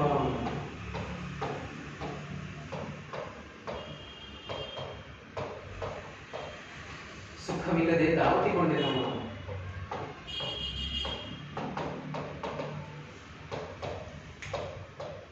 ಅಂತ ಈ ಚನ್ನಮಲ್ಲಿಕಾರ್ಜುನ ಒಲಿದು ಬಾರದ ಭಾವದಲ್ಲಿ ಬಂದೆನವ ಅಂತ ಅಲ್ವಾ. ನಿಮಗೆ ಆ ವಚನದಲ್ಲಿ ಎಂತ ಒಂದು ವಿಪ್ರಲಂಬ ಶೃಂಗಾರ ಇದೆ. ವಿಪ್ರಲಂಬ ಶೃಂಗಾರ ಗೊತ್ತಾಗುತ್ತಾ? ವಿಪ್ರಲಂಬ ಶೃಂಗಾರ ನಾವು ರಸದಲ್ಲಿ ಶೃಂಗಾರ ರಸ ಪ್ರಭೇದಗಳಲ್ಲಿ ಶೃಂಗಾರ ರಸ ಅಂತ ಇದೆಯಲ್ಲ, ಶೃಂಗಾರ ರಸದಲ್ಲಿ ಎರಡು ವಿಧ, ಒಂದು ಸಂಭವ ಶೃಂಗಾರ, ಇನ್ನೊಂದು ವಿಪ್ರಲಂಬ ಶೃಂಗಾರ. ಎಂತ ವಿರಹ ಇದೆ ನೋಡಿ, ಚೆಕ್ ಮಾಡಿದ್ರಲ್ಲಿ ಅಲ್ಲಿ ಹೇಳ್ತಾ ಇದ್ದಾರೆ, ಚನ್ನಮಲ್ಲಿಕಾರ್ಜುನ ದಸರಿಂದ ನಮ್ಗೆ ಎಷ್ಟು ಕಿಚ್ಚಿಲದ ಬೇಗೆಯಲ್ಲಿ ಬೆಂದಿನವ. ಕಿಚ್ಚಿಲದ ಬೇಗೆ ಅಂದ್ರೆ ದೇಹಕ್ಕೆ ಬೆಂಕಿ ಹತ್ತಿಲ್ಲ, ಆದ್ರೆ ನಾನು ಸುಟ್ಟೋಗ್ತಾ ಇದ್ದೀನಿ, ಬೇಯ್ತಾ ಇದ್ದೀನಿ, ವಿರಹ. ಏರಿಲ್ಲದ ಗಾಯದಲ್ಲಿ ನೊಂದಿನವ, ದೇಹದ ಮೇಲೇನು ಗಾಯ ಆಗಿಲ್ಲ, ಆದ್ರೆ ತುಂಬಾ ನೋವಾಗ್ತಿದೆ, ತುಂಬಾ ನೋವಾಗ್ತಾ ಇದೆ. ಸುಖವಿಲ್ಲದೆ ದಾವತಿಗೊಂಡೆನವ. ಒಂದು ಉದಾಹರಣೆ ಹೇಳ್ತೇನೆ, ತುಂಬಾ ಇದ್ದಾರೆ ನೋಡಿ. ಸಾಹಿತ್ಯಿಕ ಮೌಲ್ಯ ಅಂತ ಸಣ್ಣಗಿದ್ರೆ ಗುರುತಿಸಿ ಅಷ್ಟೇ. ಅಂದ್ರೆ ಶರಣರು ತಾವು ಸಾಹಿತ್ಯದ ಬರತೆಯಿಂದ ಇದ್ರೂ ಕೂಡ ಅವರ ಬರವಣಿಗೆಯಲ್ಲಿ ಒಂದು ಸಾಹಿತ್ಯದ ಗುಣಗಳು ಇದ್ದಾರೆ. ಮನೆಯೊಳಗೆ ಮನೆಯೊಡೆಯಲಿದ್ದಾನೋ ಇಲ್ಲವೋ, ಎಂತ ಪ್ರತಿಮೆ ಅದು ಅಲ್ವಾ, ಎಂತ ಧ್ವನಿ ಆಮೇಲೆ ಎಂತದ್ದು. ಮನೆಯೊಳಗೆ ಮನೆಯೊಡೆಯಲಿದ್ದಾನೋ ಇಲ್ಲವೋ, ಹೊಸ್ತಿನಲ್ಲಿ ಹುಲ್ಲು ಹುಟ್ಟಿ ಮನೆಯೊಳಗೆ ರಜೆ ತುಂಬಿ, ಮನೆಯೊಳಗೆ ಮನೆಯೊಳಗಿದ್ದಾನೋ ಇಲ್ಲವೋ, ತರುವಿನೊಳಗೆ ಖುಷಿ ತುಂಬಿ, ಮನದೊಳಗೆ ವಿಷಯ ತುಂಬಿ, ಮನದೊಳಗೆ ಮನೆ ಒಡೆಯಲಿಲ್ಲ. ಎಂತ ಅದ್ಭುತವಾದ ಒಂದು ಒಳ್ಳೆ ಪ್ರತಿಮೆ, ಶ್ರೇಷ್ಠವಾದಂಥ ಪ್ರತಿಮೆ ಅದು. ಒಂದು ಮನೆಯಲ್ಲಿ ಯಜಮಾನ ಇದ್ದಾನೋ ಇಲ್ವೋ ಅಂತ ಆ ವಸ್ತು ಹುಟ್ಟಿರೋ ಹುಲಿ ಹೇಳುತ್ತೆ, ಮನೇಲಿ ತುಂಬಿರೋ ರಜೆ ಕಸ ಹೇಳುತ್ತೆ. ಕಸ ತುಂಬಿದ್ರೆ ಗೋರ್ಕಾಯ ಕಟ್ಟಿದ್ರೆ, ಜೇಡ ಕಟ್ಟಿದ್ರೆ ಈ ಮನೇಲಿ ಯಾರು ಇಲ್ಲ. ಈ ಮನೆಯ ದೇಹನ ಮನೇಲಿ ಇಲ್ಲಿ ವಿಷಯ, ಅಸೂಯೆ, ಕಪಟತನ, ವಂಚನೆ ತುಂಬಿಕೊಂಡಿದ್ರೆ ಅರ್ಥ ಏನು ಅಂದ್ರೆ ಈ ಮನೆಯಲ್ಲಿ ಯಜಮಾನ ಇಲ್ಲ. ಹಂಗಾರೆ ಯಜಮಾನ ಅಂದ್ರೆ ಯಾರು? ವಿವೇಕ, ಅರಿವು ಅಲ್ವೋ? ಎಷ್ಟು ಚಂದ ಅದ. ಇದಕ್ಕೆ ಯಾವ ಪದ್ಯನ ನೀವು ಯಾವ ಏನು ಇದರಲ್ಲಿ ರಸವಿದೆ, ಧ್ವನಿ ಇದೆ, ಅಲಂಕಾರ ಎಲ್ಲವೂ ಇದೆ ಇದರಲ್ಲಿ ಅಲ್ವಾ? ಅದ್ಭುತ. ನೀವು ಯಾವ್ದಾದ್ರು ತಗೊಳ್ಳಿ ನೀವು. ಹಾವಿನ ಹಲ್ಲಕಳೆದು ಹಾವನಾಡಿಸಬಲ್ಲದೆ ಹಾವಿನ ಸಂಗಮೇ ಲೇಸು ಕಂಡಯ್ಯ. ಕಾಯ ವಿಕಾರಗಳು ಕಾಯದಲ್ಲಿದ್ದರೆ ಕಾಯದ ಸಂಗಮೇ ಲೇಸು ಕಂಡಯ್ಯ ಅಕ್ಕ ಹೇಳುದು. ಅಂದ್ರೆ ಹಾವಿನಲ್ಲಿ ಸಮಸ್ಯೆ ಇರಬೇಕು ಅಂದ್ರೆ ಹಲ್ಲಲ್ಲಿ, ಅಂದ್ರೆ ಇಡೀ ಶರೀರ ಏನು ತಪ್ಪಿಲ್ಲ ಅಂತ. ಹಂಗಾಗಿ ಹಲ್ಲು ತೆಗೆದು ಬಿಟ್ರೆ ಅವನು ಫ್ರೆಂಡ್ಶಿಪ್ ಮಾಡ್ಬೋದು, ತೊಂದರೆ ಇಲ್ಲ. ನಮ್ಮ ದೇಹದಲ್ಲಿ ಪ್ರಾಬ್ಲಮ್ ಇರೋದಲ್ಲಿ ವಿಕಾರಗಳಲ್ಲಿ, ಆ ವಿಕಾರಗಳನ್ನ ತೆಗೆದುಬಿಟ್ರೆ ದೇಹ ಇರ್ಬೋದು. ಹಾವಿನ ಹಲ್ಲ ಕಳೆದು ಹಾವನಾಡಿಸಬಲ್ಲಡೆ ಹಾವಿನ ಸಂಘವೇ ನೇಸಿಕೊಂಡಯ್ಯ. ಎಂತ ಒಳ್ಳೆ ರೂಪ ಕಾಲ್ಬಾರ್ದು. ಕಾಯ ವಿಕಾರಗಳು ಕಾಯದಲ್ಲಿ ಇದ್ದರೆ ಕಾಯದ ಸಂಘವೇ ನೇಸಿಕೊಂಡಯ್ಯ. ಒಳ್ಳೆ ಫಿಲಾಸಫಿ ಇದೆ ಅಲಂಕಾರ. ಇಂಥದ್ದು ಮಸ್ತು ಗುರುತಿಸ್ಬೋದು ಅಲಂಕಾರ. ಬೆಳಗಿನ ವಚನಗಳೆಲ್ಲ ಹೇಳ್ಬೋದು, ಬೆಳಗಿನ ವಚನಗಳು ಹೇಳ್ಬೋದು. ಸಾಹಿತ್ಯಿಕ ಮೌಲ್ಯ ನೋಡಿ, ಸಾಂಸ್ಕೃತಿಕ ಮೌಲ್ಯ ಆಯ್ತಾ? ಸಾಹಿತ್ಯಿಕ ಮೌಲ್ಯ, ಸಾಂಸ್ಕೃತಿಕ ಮೌಲ್ಯ.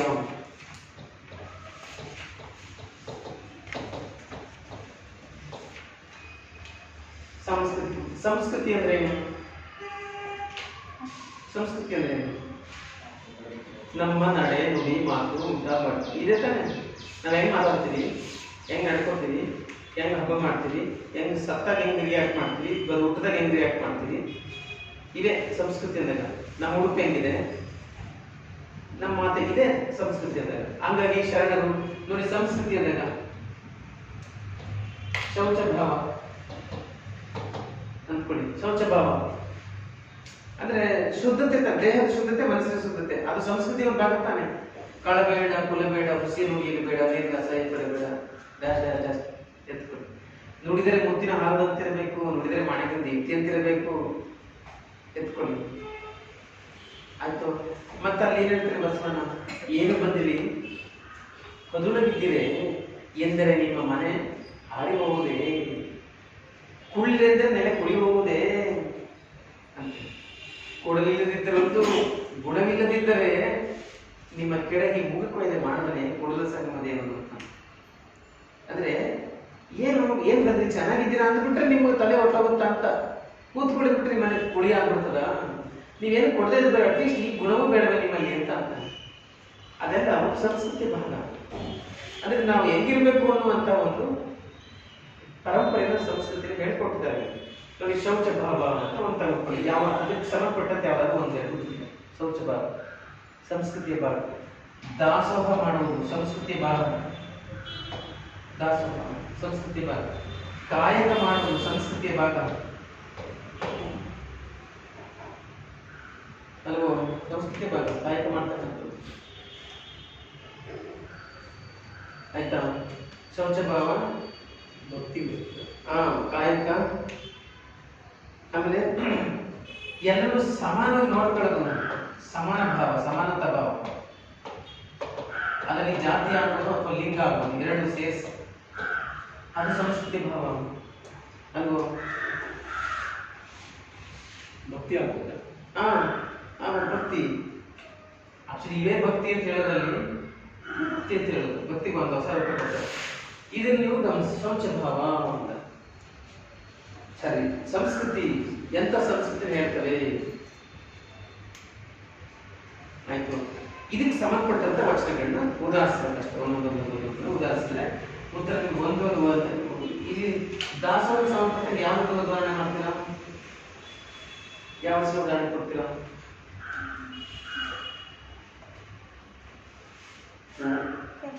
ಹಸಿರೆಂಬ ಹೆಬ್ಬಾವು ಬಸಿರೆ ಬಂದು ಹಿಡಿದರೆ ವಿಷವೇರಿತೆಯ ಪಾದ ಮಸ್ತಕಕ್ಕೆ. ದೇವದಾಸ ಮೈ ನಿಮ್ಗೆ ವಚನ ನಂಬರ್ ಹೇಳ್ತೀನಿ, ಮತ್ತೆ ಮನೆಗೆ ನೋಡ್ಬೋದು. ಹಸಿರೆಂಬ ಹೆಬ್ಬಾವು ವಿಷ ಬಸಿರೆ ಬಂದು ಹಿಡಿದರೆ ವಿಷವೇರಿತೆಯ ಪಾದ ಮಸ್ತಕಕ್ಕೆ.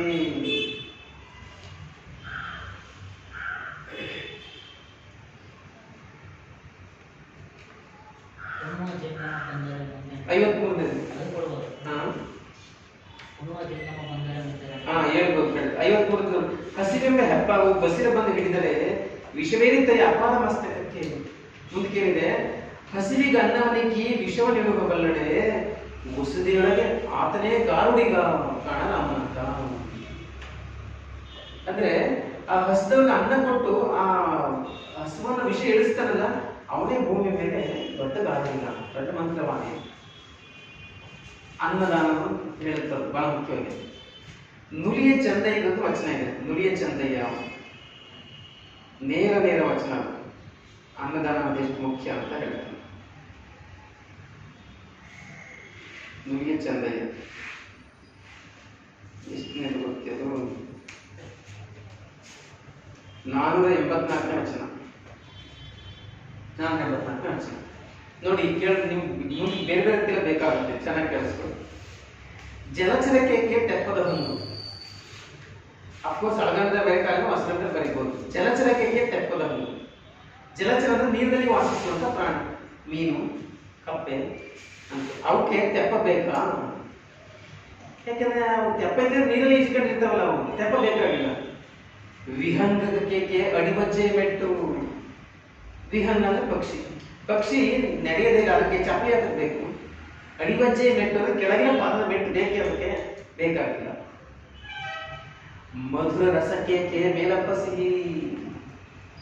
ಜೇನುತುಪ್ಪ ಆಲ್ರೆಡಿ ಸಿಹಿ ಇದೆ, ಅದಕ್ಕೆ ಮತ್ತೆ ಇನ್ನೊಂದು ಸಿಹಿ ಹಾಕ್ಬೇಕು, ನೀವು ಬೇಕಾಗಿಲ್ಲ.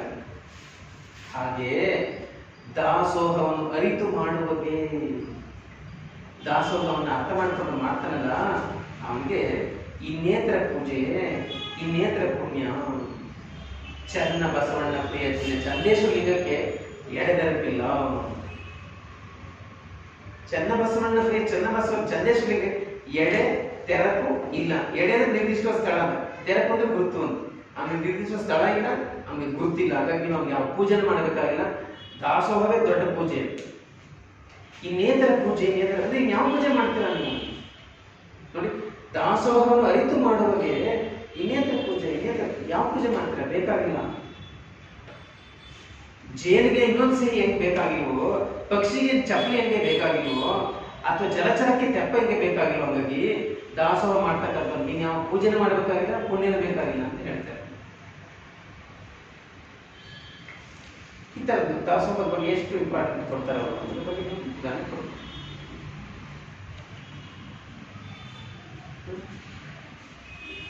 ನೋಡಿ, ಇದನ್ನ ನಿಮ್ಗೆ ಹೇಳ್ಬೇಕು. ಕಾಯಕದ ಬಗ್ಗೆ ಆಯ್ದಕ್ಕಿ ಮಾರೇಂದ್ರ ಪದ್ಯ ಇದೆ, ನೀವು ಗಮನಿಸಿ. ಕಾಯಕದ ಬಗ್ಗೆ ಅಫ್ಕೋರ್ಸ್ ಕಾಯಕವೇ ಕೈಲಾಸ ಸಾಲ ಎತ್ಕೊಳ್ಳಿ. ಆಯ್ದಕ್ಕಿ ಮಾರೇಂದ್ರ ಪದ್ಯ ಇದೆ. ಹೇಳ್ತೀನಿ ಆಯ್ದಕ್ಕಿ ಮಾರಿ 412ನೇ ಪದ್ಯ. ಕಾಯಕದಲ್ಲಿ ನಿವೃತ್ತನಾದರೆ, 412, ಕಾಯಕದಲ್ಲಿ ನಿವೃತ್ತನಾದರೆ ಗುರು ದರ್ಶನವಾದರೂ ಮರೆಯಬೇಕು, ಲಿಂಗ ಪೂಜೆಯಾದರೂ ಮರೆಯಬೇಕು, ಜಂಗಮ ಮುಂದಿದ್ದರೂ ಹಂಗು ಹರಿಯಬೇಕು. ಎಷ್ಟು ಚೆನ್ನಾಗಿದೆ. ವೀರಶೈವ ಧರ್ಮದಲ್ಲಿ ಗುರು, ಲಿಂಗ, ಜಂಗಮ ಇವುಗಳಿಗೆ ಒಂದು ಸುಪೀರಿಯರ್ ಸ್ಥಾನ ಕೊಟ್ಟಿದೆ. ಇವ್ರಿಗೆ ಭಕ್ತರು ನಡ್ಕೋಬೇಕು ಅಂತ ರೂಲ್ಸ್ ಮಾಡಿದ್ದಾರೆ. ಗುರುಗಳಿಗೆ, ಲಿಂಗಕ್ಕೆ ಮತ್ತು ಜಂಗಮರಿಗೆ ನೀವು ನಡ್ಕೋಬೇಕು ಅಂತ. ಬಟ್ ಇವನೇನ್ ಹೇಳ್ತಾ ಇದ್ದಾನೆ ಆದಿತ್ಯ ಮಹಾರಾಯ, ಕಾಯಕದಲ್ಲಿ ನಿವೃತ್ತನಾದರೆ, ನೀನು ಕಾಯಕದಲ್ಲಿ ತೊಡಗಿದ್ರೆ ಗುರು ದರ್ಶನವಾದರೂ ಮರೆಯಬೇಕು. ಗುರು ದರ್ಶನ ಕೂಡ ನೀನು ಮರ್ತ್ಕೊಬಿಡು. ಲಿಂಗ ಪೂಜೆ ಆದರೂ ಮರೆಯಬೇಕು. ಲಿಂಗ ಪೂಜೆ ಮಾಡೋ ಟೈಮ್ ಆಗಿದೆ, ವೇಳೆ ಆಗಿದೆ, ಮರ್ತ್ಬಿಡು. ಜಂಗಮ ಮುಂದಿದ್ದರು ಹಂಗು ಹರಿಯಬೇಕು. ಜಂಗಮ ಮುಂದಕ್ಕೆ ನಿಂತುಬಿಟ್ಟಿದ್ದಾರೆ ನಿಮ್ಮ ಮನೆ ಮುಂದಕ್ಕೆ ಅಂತ, ಈಗ ಅವನು ಉಪಚರಿಸಬೇಕು ಅನ್ನೋ ಹಂಗಿದೆ ನಿಮಗೆ, ಬಿಟ್ಬಿಡೋದನ್ನ.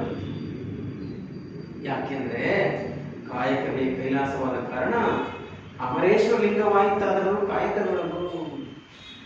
ಕಾಯಕದೊಳಗೆ ಅಮರೇಶ್ವರ ಲಿಂಗ ಇದೆ ಅಂತ ಅಲ್ಲೇ ಇದೆ. ಹಾಗಾಗಿ ನೀನು ಎದ್ದು ಹೋಗಿ ಅವ್ರ ಸೇವೆ ಮಾಡಬೇಕಾಗುತ್ತೆ. ಇಲ್ಲ ಅಂದ್ರೆ ಕಾಯಕ ಅನ್ನೋದು ಗುರುವಿಗಿಂತ, ಲಿಂಗಕ್ಕಿಂತ, ಜಂಗಮಕ್ಕಿಂತ ಮಿಗಿಲಾದದ್ದು. ಅಷ್ಟು ದೊಡ್ಡ ಪ್ರಾಶಸ್ತ್ಯವನ್ನು ಶರಣರಿಗೆ ಕೊಡ್ತಾ ಇದ್ದಾರೆ ಅಂತ ಕಾಯಕ. ಓಕೆ, ನೀವು ಸಮಾನತಾ ಭಾವ ಇದನ್ನು ನೀವು ನೋಡಿ. ಅಲ್ಲಿ ಇಲ್ಲಿ ಗಮನಿಸ್ಬೇಕು ನೀವು, ಬಸವಣ್ಣನ ವಚನ ಇದೆಯಲ್ಲ, ಇವನಾರವ ಇವನಾರವ ಇವನಾರವ ಬೇರೆ ಅಂತಿದ್ದೀರಾ, ಇಲ್ಲಿ ನೀವು ಗಮನಿಸ್ಬೇಕಾದೇನೆಂದ್ರೆ ಇವ ನಮ್ಮವ ಇವ ನಮ್ಮವ ಇವ ನಮ್ಮವನೆಂದೆನಿಸಯ್ಯ ಅಂತಲ್ಲದೆ ಕೂಡಲ ಸಂಗಮ ದೇವ ವಲ್ಲನಯ್ಯ ಅಂತ ಬರ್ತದೆ ಸಾಲು. ಅಫ್ಕೋರ್ಸ್ ಇದರಲ್ಲಿ ಇಲ್ಲ ಅದು, ಬಟ್ ಒರಿಜಿನಲ್ ವಚನದಲ್ಲಿ ಆಗ್ತಾ ಇದೆ. ಇವನಾರವ ಇವನಾರವ ಇವನಾರವ ಎಂದೆನಿಸದಿರಯ್ಯ, ಇವ ನಮ್ಮವ ಇವ ನಮ್ಮವ ಇವ ನಮ್ಮವ ಎಂದೆನಿಸಯ್ಯ, ಕೂಡಲ ಸಂಗಮ ದೇವ ನಿಮ್ಮ ಮನೆ ಮಗನೆನಿಸಯ್ಯ. ಮುಂದಕ್ಕೆ ಅಂತಲ್ಲದೆ ಕೂಡಲ ಸಂಗಮ ದೇವ ವಲ್ಲನಯ್ಯ ಅಂದ್ರೆ ನೀನ್ ಈ ರೀತಿ ಇರದೆ ಹೋದ್ರೆ, ಅಂದ್ರೆ ಇಲ್ಲಿ ಎಲ್ಲರೂ ಸಮಾನತ ಭಾವದಿಂದ ಕಾಣದೆ ಹೋದ್ರೆ ಕೂಡಲ ಸಂಗಮ ದೇವ ನಿನಗೆ ಹೋಲಿಗೆ ಅಕ್ಸೆಪ್ಟ್ ಮಾಡ್ಕೊಳ್ಳೋದು ಅಂತ ಹೇಳ್ತಾರೆ. ಅದನ್ನ ಹೇಳುದು ನಿಮ್ಗೆ ಅಷ್ಟೇ. ದೇವದಾಸಿನ ವಚನ ಇದೆಯಲ್ಲ, ದೇವದಾಸಿನ ವಚನ ಗೊತ್ತಲ್ಲ, ಈ ವಚನಗಳನ್ನ ಇನ್ನೊಂದ್ಸರಿ ಹೇಳ್ಬೇಕಾಗುತ್ತೆ. ಯಾಕೆಂದ್ರೆ ಇನ್ನೊಂದು ಪ್ರಶ್ನೆ ಅದೇ ತರ್ತಿದ್ದೆ, ಯಾವುದು 4ರಲ್ಲಿ ಏನ್ ಪ್ರಶ್ನೆ ಇದೆ ಅಥವಾ ಅದೇ ತರ ಇದೆ.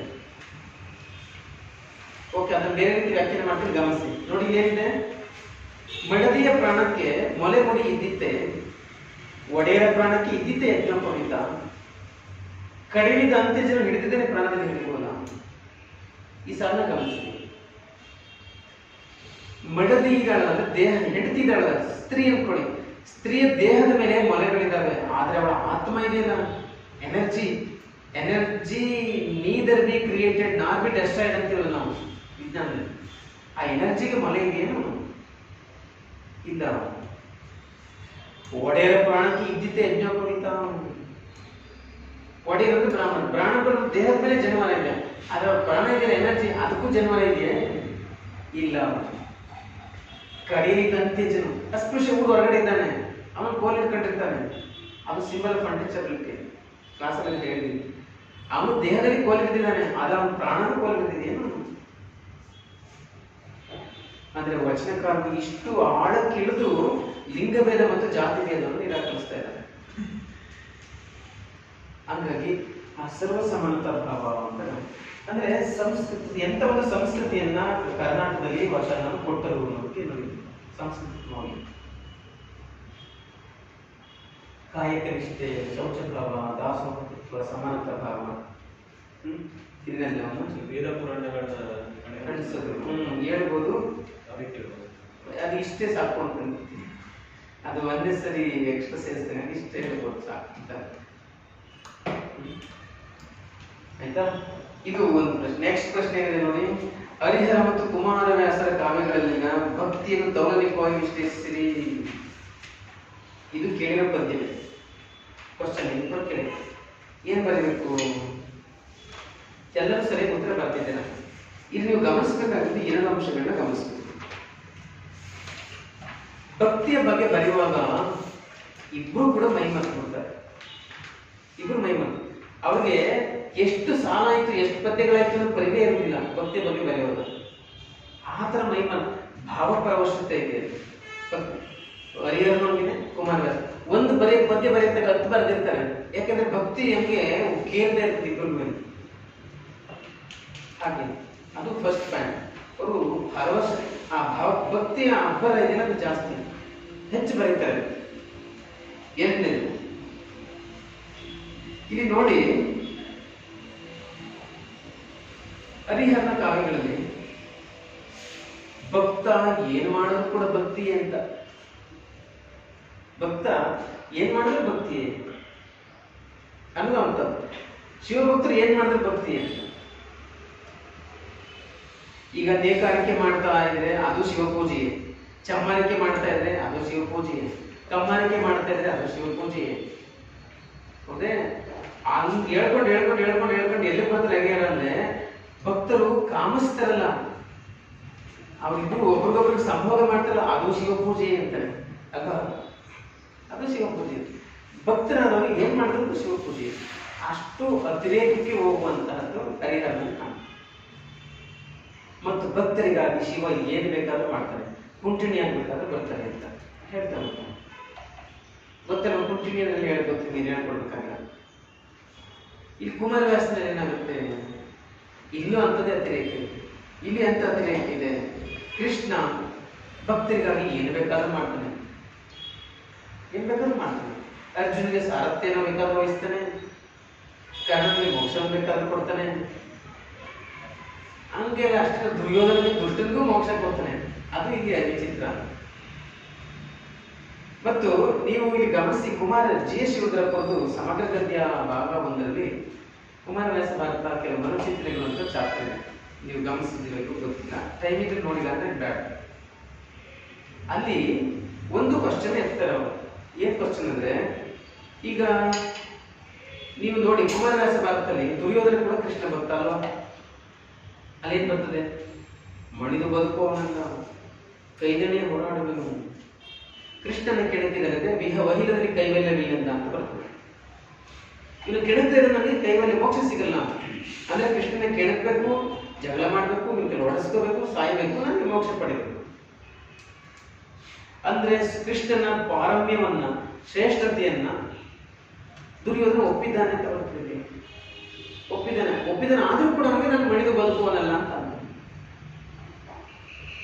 ಅಂದರೆ ಕುಮಾರವ್ಯಾಸ ಏನ್ ಮಾಡಿದ್ದಾನೆ, ದುರ್ಯೋಧನನ್ನು ಕೂಡ ಒಂದು ರೀತಿ ಕೃಷ್ಣ ಭಕ್ತರನ್ನಾಗಿ ಚಿತ್ರಿಸಿದ್ದಾನೆ. ಇದಕ್ಕೆ ವಿಮರ್ಶಕರು ಕೆಲವರು ಅಬ್ಜೆಕ್ಷನ್, ಇಷ್ಟನೇ ಯಾಕೆ ಸರ್ಕಸ್ ಮಾಡ್ಬೇಕಾಗಿತ್ತು ಕುಮಾರವ್ಯಾಸ, ನೇರವಾಗಿ ಅವನ ಭಕ್ತನ್ನೇ ಮಾಡ್ಬೋದಾಗಿತ್ತಲ್ಲ, ಭಕ್ತನೇ ಮಾಡ್ಬೋದಾಗಿತ್ತಲ್ಲ. ಅದಕ್ಕೆ ವೈಷ್ಣವ ಧರ್ಮದಲ್ಲಿ ಇರುವಂತ ಫಿಲಾಸಫಿ ಏನು ಅಂತಂದ್ರೆ, ಅದು ನಿಮ್ಗೆ ಒಂದು ಕಥೆ ಇದೆಯಲ್ಲ, ಭಕ್ತ ಪ್ರಹ್ಲಾದ ಕಥೆ ಕೇಳಿದಿರಲ್ಲ. ಭಕ್ತ ಪ್ರಹ್ಲಾದ ಕಥೆಯಲ್ಲಿ ಏನಾಗುತ್ತೆ, ಕೃಷ್ಣ ಮಲಗಿರ್ತಾನೆ, ಇಬ್ಬರು ಜಯ ವಿಜಯ ಅಂತ ಇಬ್ಬರು ದ್ವಾರಪಾಲಕರು ಬಾಗಿಲು ಕಾಯ್ತಾ ಇರ್ತಾರೆ. ಎಲ್ಲಿಂದಲೂ ಋಷಿಗಳು ಬರ್ತಾರೆ. ಬಂದಾಗ ನಾವು ಕೃಷ್ಣ ದರ್ಶನ ಮಾಡ್ಬೇಕಪ್ಪ, ನಮ್ಗೆ ಬಿಡಿ, ದಾರಿ ಬಿಡಿ ಅಂತಾರೆ. ಅವ್ರು ಬಿಡಲ್ಲ, ದೇವ್ರು ಮಲಗಿದ್ದಾನೆ, ನಾವು ನಿಮ್ಗೆ ಬಿಡಲ್ಲ ಅಂತ. ನಾವು ತುಂಬಾ ದೂರದಿಂದ ಬಂದ್ವಿ ಮನೆ ಬಿಡ್ರಿ ಅಂತ ಅವ್ರು ಬಿಡಲ್ಲ.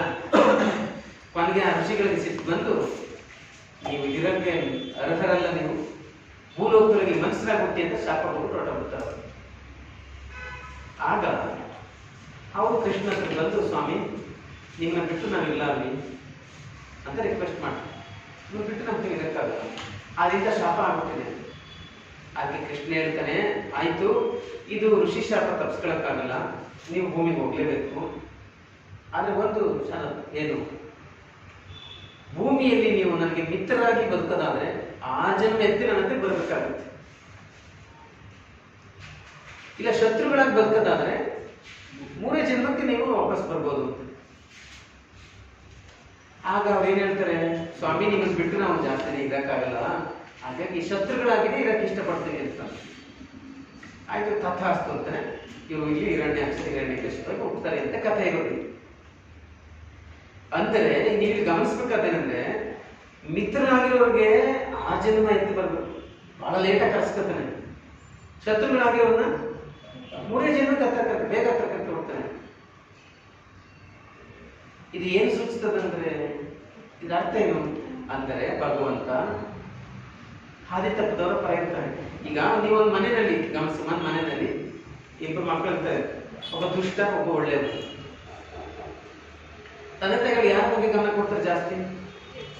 ದುಷ್ಟನ ಬಗ್ಗೆ. ಹಗಲು ರಾತ್ರಿ ಅಯ್ಯೋ ಇನ್ನು ಏನ್ ಮಾಡ್ಬಿಡ್ತಾನೋ, ಏನು ಹಾಳು ಮಾಡ್ಕೊಬಿಡ್ತಾನೋ, ಹೆಂಗ್ ಬದುಕ್ತಾನೋ ಅಂತ ಹಗಲು ರಾತ್ರಿ ಅವನದೇ ಚಿಂತೆ ಅವ್ರಿಗೆ. ಭಗವಂತನು ಹಾಗೆ ಅಂತ, ಭಗವಂತನ ಹಾಗೆ ಅಂತ ದುಷ್ಟರು, ಹಾದಿ ತಪ್ಪದವರು, ಪತಿತರು, ಇಂಥವ್ರ ಪರವಾಗಿ ಭಗವಂತ ಮರೆತಾನೆ, ಅಂಥವ್ರನ್ನ ಹತ್ರ ಕರ್ಕೊತಾನೆ, ಅಂಥವ್ರನ್ನ ಪರಿವರ್ತಿಸ್ತಾನೆ, ಅಂಥವ್ರಿಗೆ ಮೋಕ್ಷ ಕೊಡ್ತಾನೆ ಅನ್ನುವಂತಹ ಕಲ್ಪನೆ ವೈಷ್ಣವ ಧರ್ಮದ್ದು. ಅದಕ್ಕೇನೆ ಇಲ್ಲಿ ದುರ್ಯೋಧನನ್ನ ಕೃಷ್ಣ ಭಕ್ತರನ್ನಾಗಿ ಮಾಡಿರೋದು. ಅರ್ಥ ಐತೆ? But it's A danger philosophy actually. ಗೊತ್ತ ನಿಮ್ಗೆ? ಡೇಂಜರ್ ಇಲ್ಲ. ಏನು ಅಂದ್ರೆ, ದುಷ್ಟನ್ನ ಬೇಗ ಭಗವಂತ ಹತ್ರ ಕರ್ಕೋತಾನೆ, ಹಾಗಾದ್ರೆ ನಾವು ದುಷ್ಟ ಕೆಲಸ ಮಾಡ್ಬೇಕು ಪ್ರೇರಣೆ ಕೊಟ್ಟಂಗಾಗುತ್ತೆ. ಆದರೆ ಭಕ್ತಿ ನಾವಿಂತ ಪ್ರಶ್ನೆ ಕೇಳೋಂಗಿಲ್ಲ. ಇದೇ ತರ ಹರಿಹರ ನೋಡಿ, ಶಿವಭಕ್ತರು ಏನ್ ಮಾಡಿದ್ರು ಶಿವಭಕ್ತಿ ಅಂದ್ರೆ ಹಂಗಾದ್ರೆ ಅವ್ರು ಕೇಳಿದ್ದನ ಮಾಡಿದ್ರೆ ಶಿವಭಕ್ತಿ ಏನು ಮೆಸೇಜ್ ಕೊಡಲ್ವೇನು? ಅದು ಮೆಸೇಜ್ ಕೊಡ್ತೀವಿ. ಸಿಂಪಲ್ ಇಷ್ಟೇ, ನಮ್ಮ ದೇವರು ಸರಿ ನಮ್ಮ ದೇವರು ಸರಿ ಅಂತ ಇಬ್ರು ಚಾಲೆಂಜ್ ಆಗಿ ಮಾಡಿರೋದು ಅಷ್ಟೇ, ಶೈವರು ಮತ್ತು ವೈಷ್ಣವರು. ನಮ್ಮ ದೇವರು ಈ ತರ, ನಮ್ಮ ದೇವರು ಈ ತರ,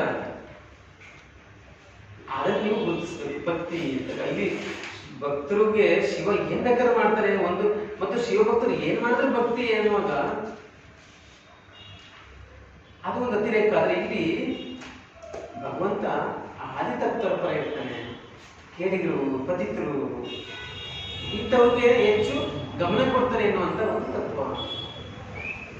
ಅದನ್ನು ನೀವು ಸ್ವಲ್ಪ ಹೈಲೈಟ್ ಮಾಡಿ. ಇದ್ರ ಬಗ್ಗೆ ಜಿ ಎಸ್ ರುದ್ರಪ್ಪ ಸ್ವಲ್ಪ ಬರ್ದಿದ್ದಾರೆ, ನೀವು ಅಲ್ಲಿ ಗಮನಿಸಿ, ಸಮಗ್ರ ಗದ್ಯ ಭಾಗವತಲ್ಲಿದೆ, ಗಮನಿಸಿ ಆಯ್ತಾ. ಹಾಗಾಗಿ ಕುಮಾರವ್ಯಾಸ ಮತ್ತು ಹರಿಹರನ ಭಕ್ತಿಯನ್ನ ಕುರಿತು ಬರೆಯುವಾಗ ನೀವು ಅದನ್ನ ಸ್ವಲ್ಪ ಇಬ್ರು ಮೈ ಮರಿತಾರೆ. ಕುಮಾರವ್ಯಾಸನ ಕರ್ನಾಟಕ ಭಾರತ ಕಥಾಂಜಲಿ ಮತ್ತು ಹರಿಹರನ ಅಗ್ರಗಳಲ್ಲಿ ಎಷ್ಟೋ ಭಾಗನ ಕಟ್ ಮಾಡಿ ತೆಗಿಬೋದು ಅನ್ನೋಷ್ಟು ಜಾಸ್ತಿ. ಈಗ ಕೃಷ್ಣ ಸಂಧಾನಕ್ಕೆ ಅಂತ ಬರ್ತಾನಲ್ಲ, ಆಗ ದೇವ ಬಂಧನು, ಭಕ್ತರ ಭಾವ ಬಂಧನು ಅಂತ ಪುಂಖಾನುಪುಂಖವಾಗಿ ಬರ್ತವೆ ಪದ್ಯಗಳು.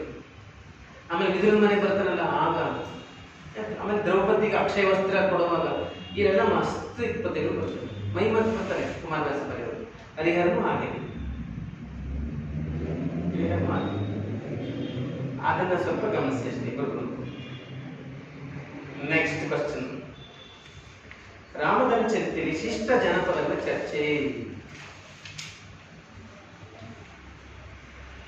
ಶಿಷ್ಟ ಜನಪದಗಳ ಚರ್ಚೆ ಗೊತ್ತವೆಲ್ಲರಿಗೂ ಗೊತ್ತು, ಸರಿಯಾಗಿ ಬರ್ದಿದ್ದೀರ ಮ್ಯಾಕ್ಸಿಮಮ್. ಇಲ್ಲಿ ಶಿಷ್ಟ ಅಂದಾಗ ಅಕ್ಷರ ಕಲಿತವರು, ಅಕ್ಷರ ಬಲ್ಲವರು ಅಂತ ಅರ್ಥ, ಅಥವಾ ವಿದ್ಯಾವಂತ ವರ್ಗ. ಜಾನಪದ ಅಂದಾಗ ದುಡಿಯುವಂತ ವರ್ಗ, ಅಕ್ಷರ ಗೊತ್ತಿಲ್ಲದೆ ಇರ್ತಕ್ಕಂಥ ವರ್ಗ ಅಂತ. ಹಾಗಾಗಿ ಶಿಷ್ಟ ಅಂದಾಗ ನೆಲ್ಲು, ಜನಪದ ಅಂದಾಗ ನೆರದಲಗ, ಅವ್ರದೇ ಕಥೆ ಅಂತ ಹಂಗರ್ಥ ಮಾಡ್ತಾರೆ. ಶಿಷ್ಟ ಜನಪದ ಚರ್ಚೆ. ಹಿಂಗೂ ತಗೋಬೋದು ನಿಮ್ಗೆ, ಹಿಂಗೂ ಆರ್ಗ್ಯುಮೆಂಟ್ ಮಾಡ್ತೀನಿ. ರಾಮಾಯಣ ಅನ್ನೋದು ಶಿಷ್ಟ ಕಾವ್ಯ. ನೆಲ್ಲು ನೆರದಗಳ ಕಥೆ ಇದೆಯಲ್ಲ ಅದು ಜನಪದ ಕಾವ್ಯ. ರಾಮಾಯಣ ಶಿಷ್ಟ ಕಾವ್ಯ. ಶಿಷ್ಟ ಕಾವ್ಯದ ಅಕ್ಷರಶಾಸ್ತ್ರು ಬರೆದಂಥದ್ದು ಗ್ರಂಥಸ್ಥವಾದ ಪರಂಪರೆ ಇರ್ತಕ್ಕಂಥದ್ದು.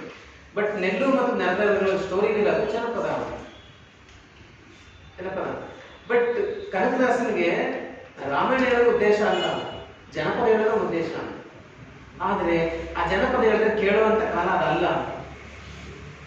ಅದಕ್ಕೆ ಅವನೇನ್ ಮಾಡ್ದ, ಆ ರಾಮಾಯಣದೊಳಗಡೆ ಇದನ್ನು ಸೇರಿಸ್ತಾನ. ಹಾಗಾಗಿ ರಾಮಾಯಣ ಡಮ್ಮಿ ಆಗಿದೆ ಅಲ್ವಾ. ಜನಪದ ಅದು ಡ್ಯಾಮಿನೇಟ್ ಆಗಿದೆ. ಅದಕ್ಕಿಂತ ಅಣಕು ಮಹಾಕಾವ್ಯ ಅಂತಾರೆ, ಅದಕ್ಕೊಂದು ನಿಮ್ಗೆ ಲಿಂಕ್ ತಗೋದು. ಅದಕ್ಕಿಂತ ಅಣಕು ಮಹಾಕಾವ್ಯ ಅಂತಾರೆ. ಶಿಷ್ಟ ಜನಪದ ಈಗಲೂ ನೀವು ಆರ್ಗ್ಯುಮೆಂಟ್ ಮಾಡಿ ಅಂತ. ನೆಕ್ಸ್ಟ್ ಪ್ರಶ್ನೆ ನೋಡಿ, ಸಮಾಜ ಸುಧಾರಣೆಗೆ ಭಕ್ತಿ ಹೇಗೆ ಸಾಧನವಾಗಿದೆ ಎಂಬ ಬಗ್ಗೆ ವಚನಕಾರ ಹಿನ್ನೆಲೆಯಲ್ಲಿ ಚರ್ಚಿಸಿರಿ.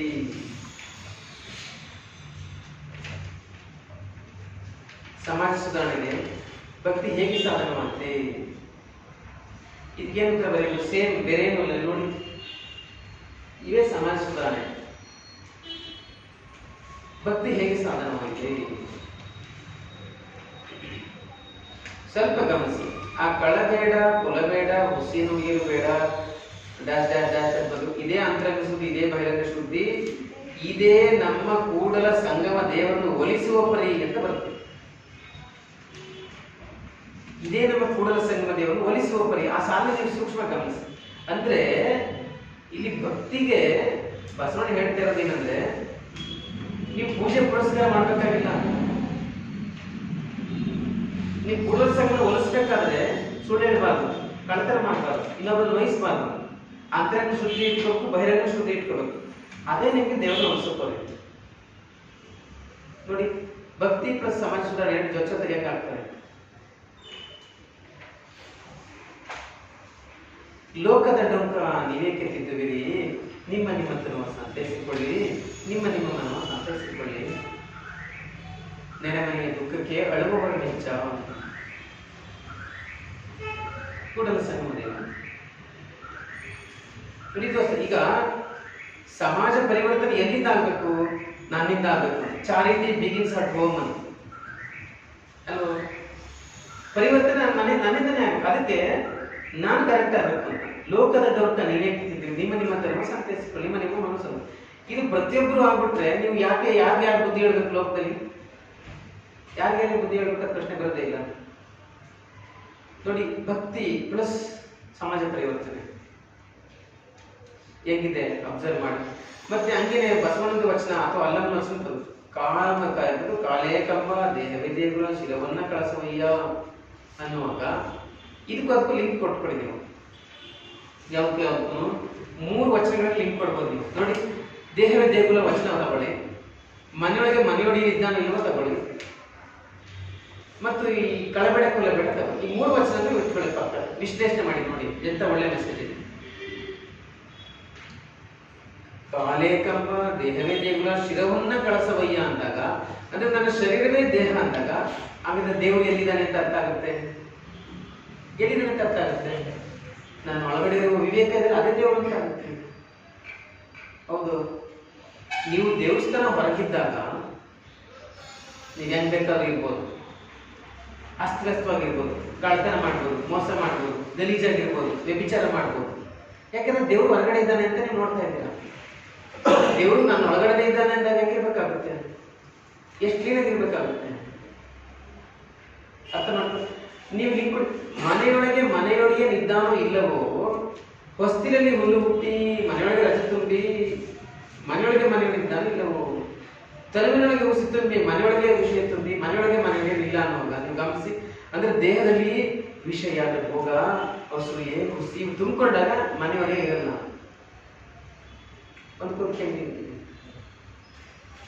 ಹಂಗಾಗಿ ಇಲ್ಲಿ ಆ ಭಕ್ತಿ ಅಂತಕ್ಕಂಥದ್ದು ಸಮಾಜ ಸುಧಾರಣೆ ಒಂದು ಎಂತ ಭಾಗ ಅಂದ್ರೆ, ನೀವು ಭಕ್ತಿ ಅಂದಾಗ ನೀವು ದೇವರಿಗೆ ಗುಡಿ ಕಟ್ಟೋದಾಗ್ಲಿ ಅಥವಾ ಪುಷ್ಪಾರ್ಚನೆ ಮಾಡೋದಾಗ್ಲಿ, ಬೆಣ್ಣಾರತಿ ಮಾಡೋದಾಗ್ಲಿ, ತುಪ್ಪದಾರತಿ, ಇದನ್ನ ಯಾವುದು ನಾವು ಏನು ಹೇಳ್ತಾ ಇಲ್ಲ. ಶರಣ ಸ್ವಯಂ ಬದಲಾವಣೆ ಹೆಂಗಾಗಬೇಕು, ಸೊಸೈಟಿ ಹೆಂಗಾಗಬೇಕು ಅದನ್ನ ಹೇಳ್ತಾರೆ. ನೀವು ಗಮನಿಸಿ ಅದನ್ನ. ಭಕ್ತಿ ಸಮಾಜ ಸುಧಾರಣೆ ಅಂದಾಗ ಅದಕ್ಕೆ ಇನ್ನೊಂದಷ್ಟು ವಿಷಯಗಳನ್ನ ಸೇರಿಸ್ಕೋಬಹುದು. ವೈಜ್ಞಾನಿಕ ಚಿಂತನೆ, ನೋಡಿ, ವೈಜ್ಞಾನಿಕ ಚಿಂತನೆ ಅಥವಾ ವೈಚಾರಿಕ ಚಿಂತನೆ.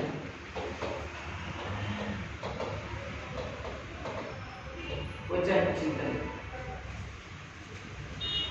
ನೋಡಿ, ವೈಚಾರಿಕ ಚಿಂತನೆ ಲಾಜಿಕಲ್ ಹೇಳ್ತಾರೆ ಶರಣರಲ್ವಾ?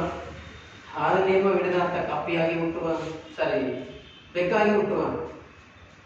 ಈಗ ನಾನು ಹಾಲು ಕುಡಿಲ್ಲ ಅಂತ ನೀವು ವ್ರತ ಮಾಡಿದ್ರೆ ನೀವು ನಾನು ಬೆಕ್ಕಾಗಿ ಹುಟ್ಟಬೇಕಾಯ್ತೆ. ಅದೊಂದು ಸೈನ್ಸ್ ಇದೆ, ಕೊರತೆ ಉಳಿದಿರ್ತದಲ್ಲ. ಪುಷ್ಪ ನೇಮ ಹಿಡಿದಾತ ದುಂಬಿಯಾಗಿ ಹುಟ್ಟುವ, ಕಡದ ನೇಮ ಹಿಡಿದಾತ ಕುದುರೆಯಾಗಿ ಹುಟ್ಟುವ. ಗಮನಿಸಿ.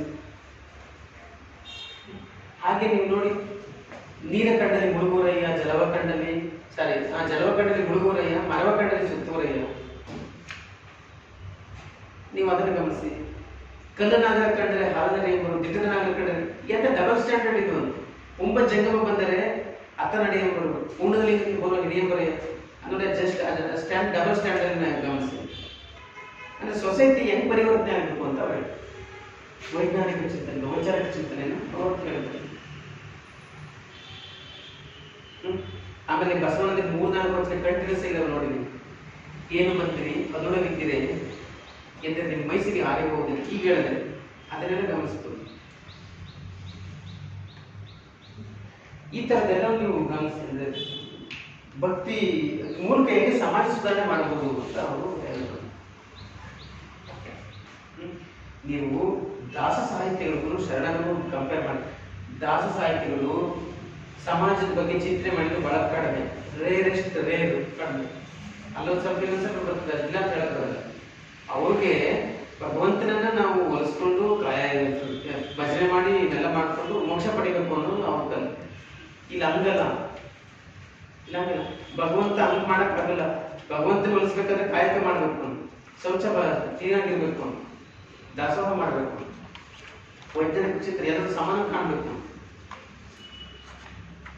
ಅದನ್ನ ನೀವು ಸ್ವಲ್ಪ ಗಮನಿಸಿ. ಕಾಯಕ ದಾಸರು ಸಮಂತ ಭಾವ ವಚನಕ್ಕೆ ಶೋಚನ. ರತ್ನಾಕರ್ಮಣಿಯ ಭರತೇಶ ವೈಭವದಲ್ಲಿ ಶೃಂಗಾರ ರಸದ ಹೇಗೆ ಮುಖ್ಯ ಅರಿವಿನಲ್ಲಿ ನಿರೂಪಿಸಿರಿ ನೋಡಿ. ಇದಕ್ಕೆ ನಿಮಗೆ ಮೆಟೀರಿಯಲ್ ನೋಡಿ, ಭರತೇಶ ವೈಭವದ ಜೆರಾಕ್ಸ್ ಕೊಟ್ಟಿದ್ದೀರಿ. ಗಮನ ನಿಮ್ಮ ಹತ್ರ ಇದೆ ಅನ್ಕೋತೀವಿ. ಇದರಲ್ಲಿ ಸುಮಾರು 120 ಪುಟದ ಪೀಠಿಕೆ ಇದೆ. ಈ ಪೀಠಿಕೆ ಒಂದು ನೋಡಿದ್ರೆ ಸಾಕು, ನಿಮಗೆ ಮ್ಯಾಕ್ಸಿಮಮ್ ಉತ್ತರ ಸಿಗುತ್ತೆ. ಅದರಲ್ಲಿ ಭರತನ ರತ್ನಾಕರ್ಮಣಿ ಶೃಂಗಾರ ಚಿತ್ರಗಳು ಅಂತ ಒಂದು ಚಾಪ್ಟರ್. ಶೃಂಗಾರ ಚಿತ್ರಗಳು ಇದನ್ನೊಂದ್ಸತಿ ಓದಿದ್ರೆ, ಈಗ ಶೃಂಗಾರ ಚಿತ್ರಗಳು, ಸಂಸಾರ ಚಿತ್ರ, ರತ್ನಾಕರನ ಕಾವ್ಯಶೈಲಿ ಅಂತ ಟೈಟ್ಲೇ ಇರೋ ತರದಿದೆ. ನಾವು ಕ್ಲಾಸಲ್ಲಿ ಹೇಳಿದ್ದೀನಿ, ಇದು ನೀವು ನೋಡಿದ್ರಿ. ತುಂಬಾ ಜನರು ಕಡಿಮೆ ಮೆಟೀರಿಯಲ್ ಬರ್ದಿದ್ದೀರಾ.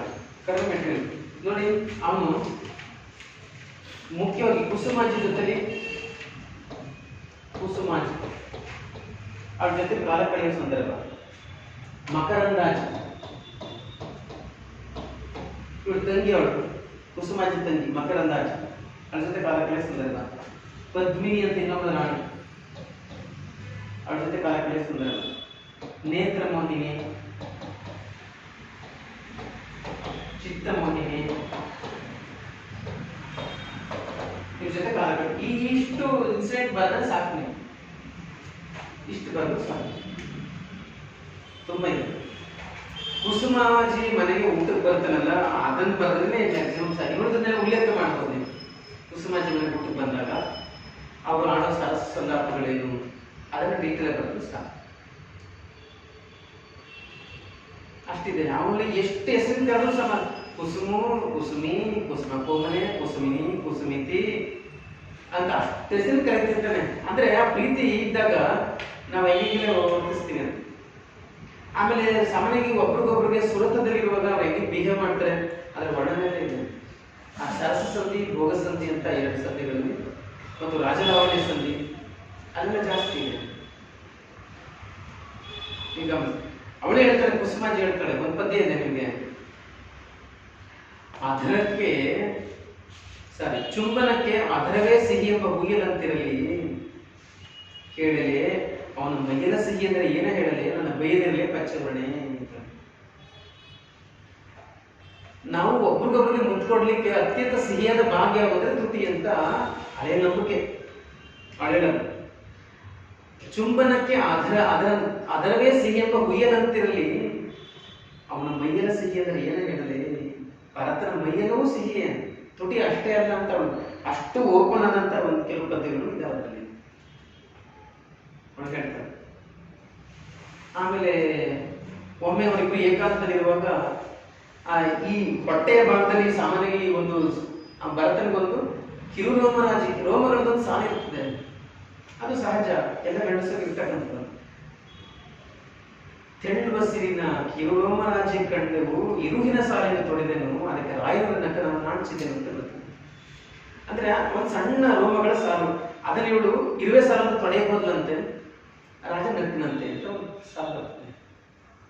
ಅಂಥದ್ದೆಲ್ಲ ಅವರ ಶೃಂಗಾರ ಚಿತ್ರ ಅಂದಾಗ ನೀವು ಅದನ್ನೆಲ್ಲ ಉದಾಹರಿಸಬಹುದು. ಆ ಮಕರಂದಾಜಿ ಇವಳ ಜೊತೆ ತಮಾಷೆ ಮಾಡೋದಿದೆ, ಕುಸುಮಾನ್ ಜೊತೆ. ಇದು ಪದ್ಮಿನಿ ಅಂತೂ ಅವಳು ಮುನ್ಸ್ಕೊಂಡು ಮಕನೇ ನೋಡಲ್ಲ. ಅವಳು ಆಕ್ಚುಲಿ ಎಲ್ಲಿದೆ ಅವ್ಳು ಗೊತ್ತು, ಅವ್ನು ಮಕ ನೋಡ್ಬಿಟ್ಟು ನಾನು ಕರ್ಕೊಂಡ್ಬಿಡ್ತೀನಿ ಅಂತ ಗೊತ್ತು, ಅದಕ್ಕೆ ಮುಖ ನೋಡಲ್ಲ ಅವನು. ಅವ್ನು ಏನೇನು ಹೇಳ್ತೀರ, ಆಯ್ತು ನೀನ್ ಏನ್ ಹೇಳಿದ್ರೆ ನಾನು ಮುಖ ನೋಡ್ಕೊಂಡು ಹೇಳು ಅಂತಾನೆ.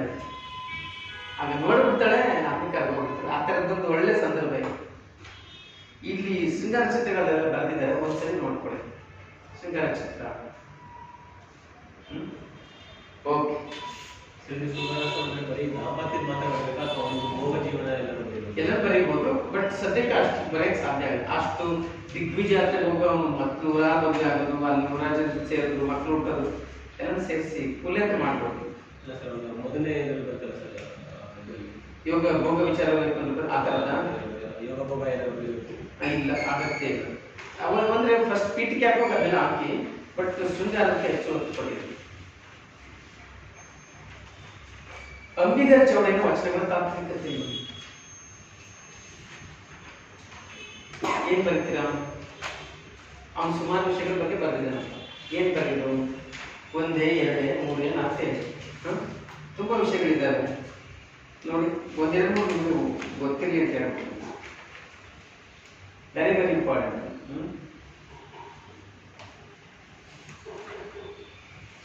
ಅವನು ನಾನು ದೇವರನ್ನ ಹೆಂಗೆ ಕಂಡೆ ಅಂತ, ನಾನು ದೇವ್ರನ್ನ ಹೆಂಗೆ ಕಾಣ್ತೀನಿ ಅಂತ ಒಂದು ವಚನ ಇದೆ, ಫೇಮಸ್ ವಚನ, 371 ವಚನ. ಅಡವಿಯೊಳಗೆ ಅರಸುವಡೆ ಸಿರಿಗಂಟಿ ತಾನಲ್ಲ, ಮಡುವಿನೊಳಗೆ ಅರಸುವಡೆ ಮತ್ಸ್ಯ ಮಂತ್ರಕನಲ್ಲ, ಒಡಲ ದಂಡಿಸುವುದಕ್ಕೆ ಕೊಡುವ ಸಾಲಿಗನಲ್ಲ, ಅಷ್ಟ ತನ್ನೊಳಗೆ ಹುದುಗಿರುತ್ತಲಿಂಗವ ನಿಲುಕಿ ನೋಡಿಯೇ ಕಂಡನು ಅಂಬಿಗೆ ಚೌಡಯ್ಯ. ನೋಡಿ, ಆಕ್ಚುಲಿ ಎಲ್ಲ ವಚನಗಳಿಗೆ ಎಕ್ಸ್ಪ್ಲೇಷನ್ ಕರೆದಿದ್ದೀನಿ, ಅದು ಪುಸ್ತಕ ಮಾಡಿಸ್ಬೇಕು ಅಂತ ರೆಡಿ ಆಗಿದೆ. ಇನ್ನೊಂಚೂರು ಫೈನಲ್ ಟಚ್ ಅಪ್ ಕೊಟ್ಟು ಪ್ರಿಂಟ್ ಕೊಡಬೇಕು, ಅಷ್ಟಕ್ಕೆ ಟೈಮ್ ಇಲ್ಲ. ಅದು ಕ್ಲಾಸ್ ಶುರು ಆಗೋದ್ರಿಂದ ಆ ಕೊರೋನಾ ಟೈಮಲ್ಲಿ ಎಲ್ಲ ರೆಡಿ ಮಾಡ್ಕೊಂಡೆ, ಕುತ್ಕೊಂಡೆಲ್ಲ ಬರದೆ ಆ ಪ್ರಿಂಟ್ ಕೊಡೋಕೆ ಆಗ ಎಲ್ಲ ಅಂಗಡಿಗಳೆಲ್ಲ ತೆಗಿತಾ ಇವಾಗ, ಅದಕ್ಕೆ ಲೇಟ್ ಆಯ್ತು. ಈಗ ಕ್ಲಾಸ್ ಶುರುವಾಯ್ತು, ಈಗ ಆಗ ಕ್ಲಾಸ್ ಮುಗಿದ್ಮೇಲೆ ಪ್ರಿಂಟ್ ಮಾಡಿಸ್ತೀನಿ, ರೆಡಿ ಆಗಿದೆ. ನೋಡಿ, ಅಡವಿಯೊಳಗೆ ಅರಸು ಒಡೆ ಸಿರಿಗಂಟಿ ತಾನಲ್ಲ. ದೇವ್ರನ್ನ ಕಾಡಿನಲ್ಲಿ ಹುಡ್ಕೊಂಡನ್ನೋದಾದ್ರೆ ದೇವರು ತಪ್ಪಿಸಿಕೊಂಡನ ದನಕರುವಲ್ಲ, ಸಿರಿಗಂಟಿ ತಪ್ಪಿಸಿಕೊಂಡನ ದನಕರುಗಳು. ತಪ್ಪಿಸ್ಕೊಂಡ ದನಕರುಗಳಾಗಿ ಹುಡುಕ್ಬಿಡ್ಬೋದಾಗಿತ್ತು. ದೇವರು ಅಂತ ಅಷ್ಟು ಸರಳನಲ್ಲ ಅಂತ. ಮಡುವಿನೊಳಗೆ ಅರಸುವಡೆ ಮತ್ಸ್ಯ ಮಂಡುಕನಲ್ಲ. ಮಡು ಅಂದ್ರೆ ನೀರು, ಕೊಳ, ಅಲ್ಲಿ ದೇವ್ರನ್ನ ಹುಡ್ಕೋಣ ಅಂದ್ರೆ ದೇವರು ಮೀನು ಅಲ್ಲ, ಕಪ್ಪೆನೂ ಅಲ್ಲ.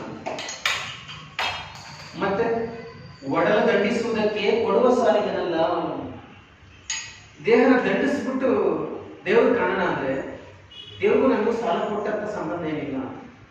ಈಗ ಸಾಲ ಕೊಟ್ಟವರು ಕಬ್ಬು ಕಟ್ಟಕ್ಕೆ ಹೊಡೆದು ಬಡದು ವಸೂಲು ಮಾಡ್ತಾ ಇರುತ್ತೆ, ಹಂಗೆ ನಾನೇ ದೇವ್ರಿಗೆ ಸಾಲ ಕೊಡ್ಬೇಕಾಗಿಲ್ಲ, ದೇಹ ಹಿಂಸಿಸ್ಕೊಳಕ್ಕೆ. ಮತ್ತೇನ್ ಮಾಡ್ಬೇಕು? ಅಷ್ಟ ತನುವಿನೊಳಗೆ ಮುದುಗಿರ್ಪಲಿಂಗವ, 8 ಚಕ್ರಗಳಿಂದ ಕೂಡಿರುವಂತ ಈ ಶರೀರದಲ್ಲಿ ಗುಟ್ಟಾಗಿ ಅಡಗಿರುವಂತಹ ಲಿಂಗವನ್ನ, ದೈವವನ್ನ ನಿಲುಕಿ ನೋಡಿಯೇ ಕಂಡನು ಅಂಬಿಗೆ ಚೌಡಯ್ಯ. ಏಕಾಗ್ರತೆ ನೋಡಿ ಕಂಡುಕೊಂಡ. ನೋಡಿ, ದೇವ್ರ ಮೋಕ್ಷ ಕಾಣಕ್ಕೆ ಅಂತ ತಪಸ್ಸಿಗೆ ಅಡಗೋಯ್ತಿದ್ದವರು, ನೀರಲ್ಲಿ ಮುಳುಗ್ತಿದ್ದವರು, ದೇಹ ಜೈಲರಲ್ಲಿ ಹಿಂಸಿಸ್ತಿರ್ತಿದ್ರಲ್ಲ, ಹೊಟ್ಟೆ ಬೆನ್ನುಗಟ್ಟುಗಳಂಗೆ ಕಣ್ಣುಗುಡಿ ಒಳಗೆ ಹೋಗಿ ಕೆನ್ನೆ ಒಳಗೆ ಹೋಗಿ ತಪಸ್ ಮಾಡ್ತಿದ್ರಲ್ಲ ಅವರೆಲ್ಲ. ಅದೆಲ್ಲ ಈಗ ಡೈರೆಕ್ಟಾಗಿ ಅವನು ಅಣಕಿಸಿದಂಗೆ ಹೇಳ್ತೇನೆ. ಅಂದ್ರೆ ಆ ದೈವವನ್ನು ಗುರುಸೋದು ಅಂಬಿಗರ ಚೌಡಯ್ಯನ ವಚನ ಹೆಂಗೆ ಹೇಳ್ತೀವಿ. ಒಂದು ತುಂಬಾ ಇದ್ದಾರೆ, ನೀವು ಒಂದು ನೋಡ್ಕೊಡಿ. ಆಮೇಲೆ ಎಸ್ಪೆಷಲಿ ಬಹಳ ವಿಶೇಷ ಅಂತಂದ್ರೆ ಶರಣಸತಿ ಮತ್ತು ಲಿಂಗಪತಿಯ ಬಗ್ಗೆ ಚೆನ್ನಾಗಿ ಹೇಳ್ತಾನ. ಶರಣಸತಿ ಲಿಂಗಪತಿ ಅಂತ ಕೇಳಿದಿರಲ್ವಾ?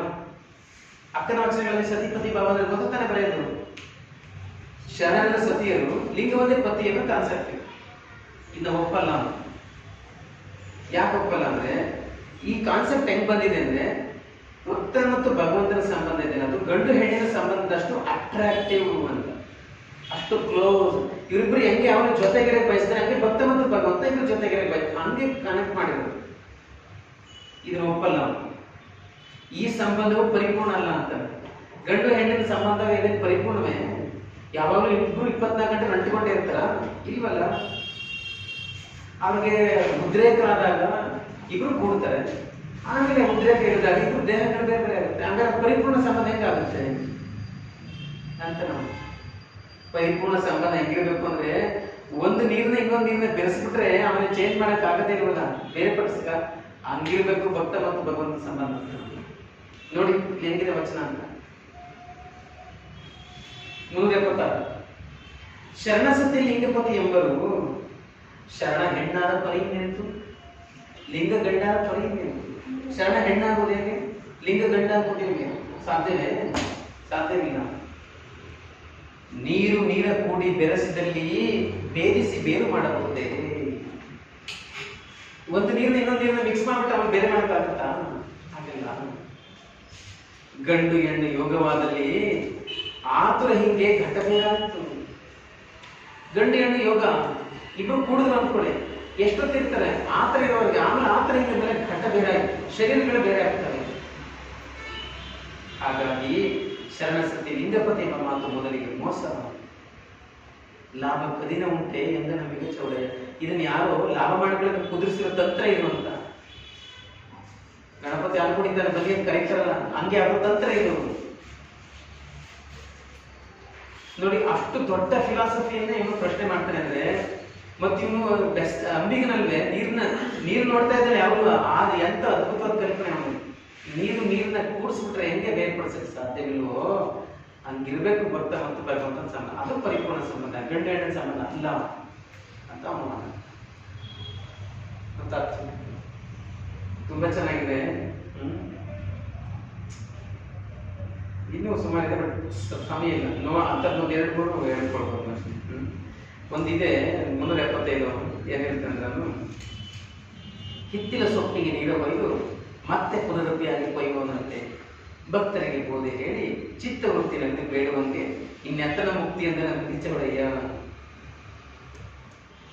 ಈಗ ಧರ್ಮ ಬೋಧನೆಯನ್ನು ಕೆಲವರು ವ್ಯಾಪಾರ ಮಾಡ್ಕೊಂಡಿರ್ತಾರೆ ಗೊತ್ತೇ, ನಾನು ಬಂದು ಪ್ರವಚನ ಕೊಡ್ತೀನಿ, ನಮ್ಗೆ ಇಷ್ಟು ರೂಪಾಯಿ ಕೊಡಬೇಕು ಅಂತ.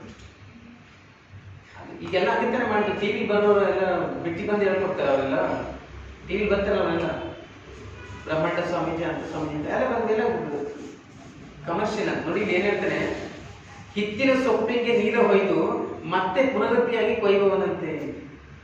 ಹಿತ್ತಲ ಸೊಪ್ಪು ಬೆಳೆಸಿರ್ತೀವಿ ಗೊತ್ತಾ, ನಮ್ಮ ಕಡೆ ಕಿರೆಮಡಿ ಅಂತಾರಲ್ಲ, ಕಿರೆಮಡಿ. ನಿಮ್ ಕಡೆ ಏನ್ ಹೇಳ್ತೀರಾ?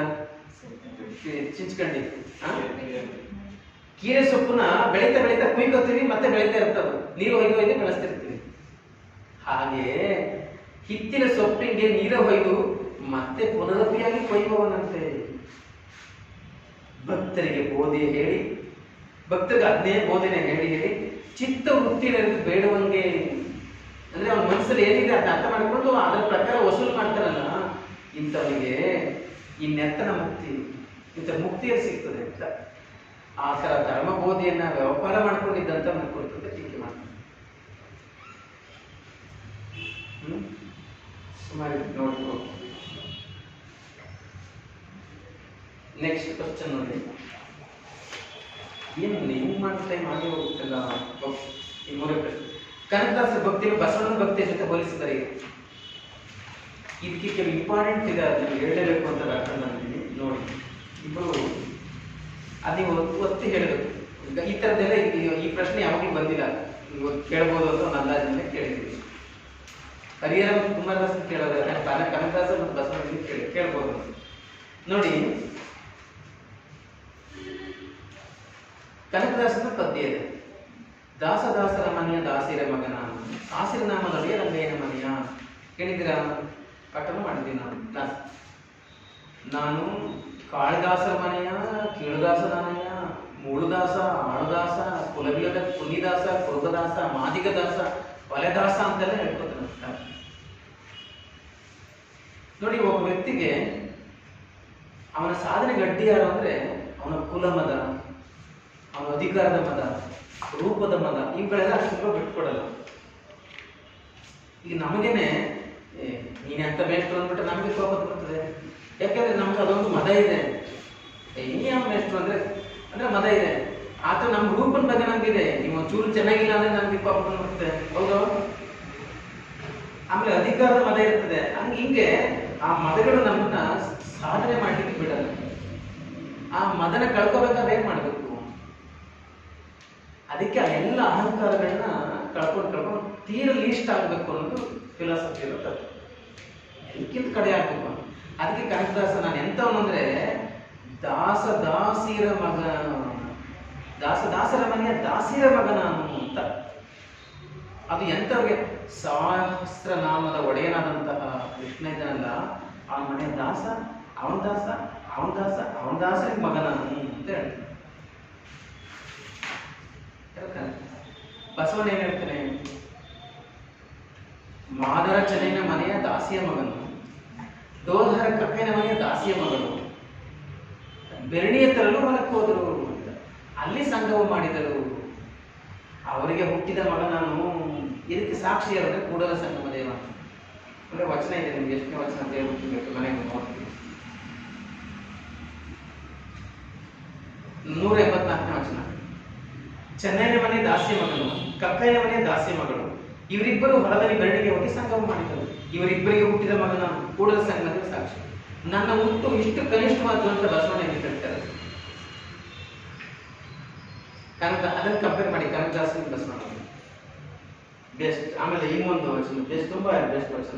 ಮುಂದೆ ಪ್ರೆಸೆಂಟೇಷನ್ ಅಷ್ಟೇ ಹೇಳಿರೋದಲ್ಲ ಸ್ನೇಹಿತ. ರೆಪ್ರೆಸೆಂಟೇಷನ್ ಅಂದ್ರೆ ನಾನು ದೊಡ್ಡವನಲ್ಲ, ನಾನು ಸಾಮಾನ್ಯವಾಗಿ ಸಾಮಾನ್ಯ ಅಂತ ಹೇಳ್ಕೊಳ್ಳೋ ನಮ್ಮ ಉದ್ದೇಶ ಅಷ್ಟೇ. ನನಗೆ ಆ ಥರದ್ದು ಯಾವುದೇ ಥರದ ಕುಲಮತ ಇಲ್ಲ. ನನಗೆ ಗುರುತಿಸ್ಕೊಳಕ್ಕೆ ಇಷ್ಟಪಡ್ತೀನಿ ಅಂತ ಅದು ಇಂಪಾರ್ಟೆಂಟ್. ನನಗೆ ಗುರುತಿಸ್ಕೊಳಕ್ಕೆ ಇಷ್ಟಪಡ್ತೀನಿ. ನೆಕ್ಸ್ಟ್ ಒಂದು ಕನಕದಾಸನ ಪದ್ಯ ಇದೆ. ನನ್ನಿಂದ ನಾನೇ ಜನಿಸಿ ಬಂದಿನಿ ದೇವ, ನಿನ್ನ ಪ್ರೇರಣೆಯಿಂದ ನಡೆದು ನುಡಿದ ಮೇಲೆ ನನ್ನದು ತಪ್ಪೋ ನಿನ್ನದು ತಪ್ಪೋ ಪರಮಾತ್ಮ. ಅದು ಎಷ್ಟು ಚೆನ್ನಾಗಿದೆ ಅಂದ್ರೆ ನೋಡಿ, ನಾನು ವೈಯಕ್ತಿಕವಾಗಿ ನಾನು ನಾಸ್ತಿಕ, ಆದ್ರೆ ಆ ಪದ್ಯಗಳು ಓದುವಾಗ ನಾನೇ ಪರವಶ ಆಗ್ಬಿಡ್ತೀನಿ. ನಾನು ಪರವಶ ಅಂದ್ರೆ ಅವನ ಇನ್ವಾಲ್ವ್ಮೆಂಟ್ ಎಷ್ಟು ಅಂದ್ರೆ ತೀರಾ ಮುಗ್ಧರು ಮಾತ್ರ ಅಷ್ಟು ಪರವಶ ಆಗಕ್ಕೆ ಸಾಧ್ಯ, ಅಷ್ಟು ಪರವಶ ಆಗ್ತಾರೆ. ಅಲ್ಲಿ ಹೆಂಗೆ ಹೇಳ್ತಾನೆ ಕನಕದಾಸ, ಅಂಧಕನನ್ನ ಒಂದು ಕೋಲಿತ್ತು ಮುಂದಾಳು ಕರೆದೊಯ್ಕೊಂಡು ಹೇಳ್ತಾ ಇರ್ತಾನೆ. ಪಾಪ ಕುರುಡರಿಗೆ ಒಂದು ಕೋಲ್ ಕೊಟ್ಬಿಟ್ಟು ಮುಂದಾಳು ಕರ್ಕೊಂಡು ಹೋಗ್ತಾನೆ. ಈಗ ಮುಂದಾಳು ಅಂಧಕನ ತಪ್ಪಿ ಗುಂಡಿಗೆ ಕೆಳಗಲು, ಅಂಧಕನ ತಪ್ಪೋ ಮುಂದಾಳದ ತಪ್ಪೋ, ಹಿಂದಾಡಬೇಡ ನನಗೆ ತಪ್ಪಿಲ್ಲ ಅಂತ.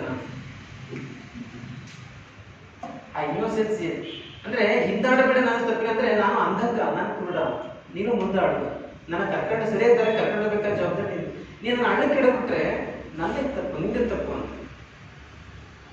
ಆ ಪರವಶತೆ ಜಸ್ಟ್ ಅಬ್ಸರ್ವ್ ಮಾಡಿ. ಆಮೇಲೆ ಇನ್ನೊಂದು ಸ್ಟ್ಯಾಂಜ ಬರ್ತದೆ. ಏನ್ ಸ್ಟ್ಯಾಂಜ?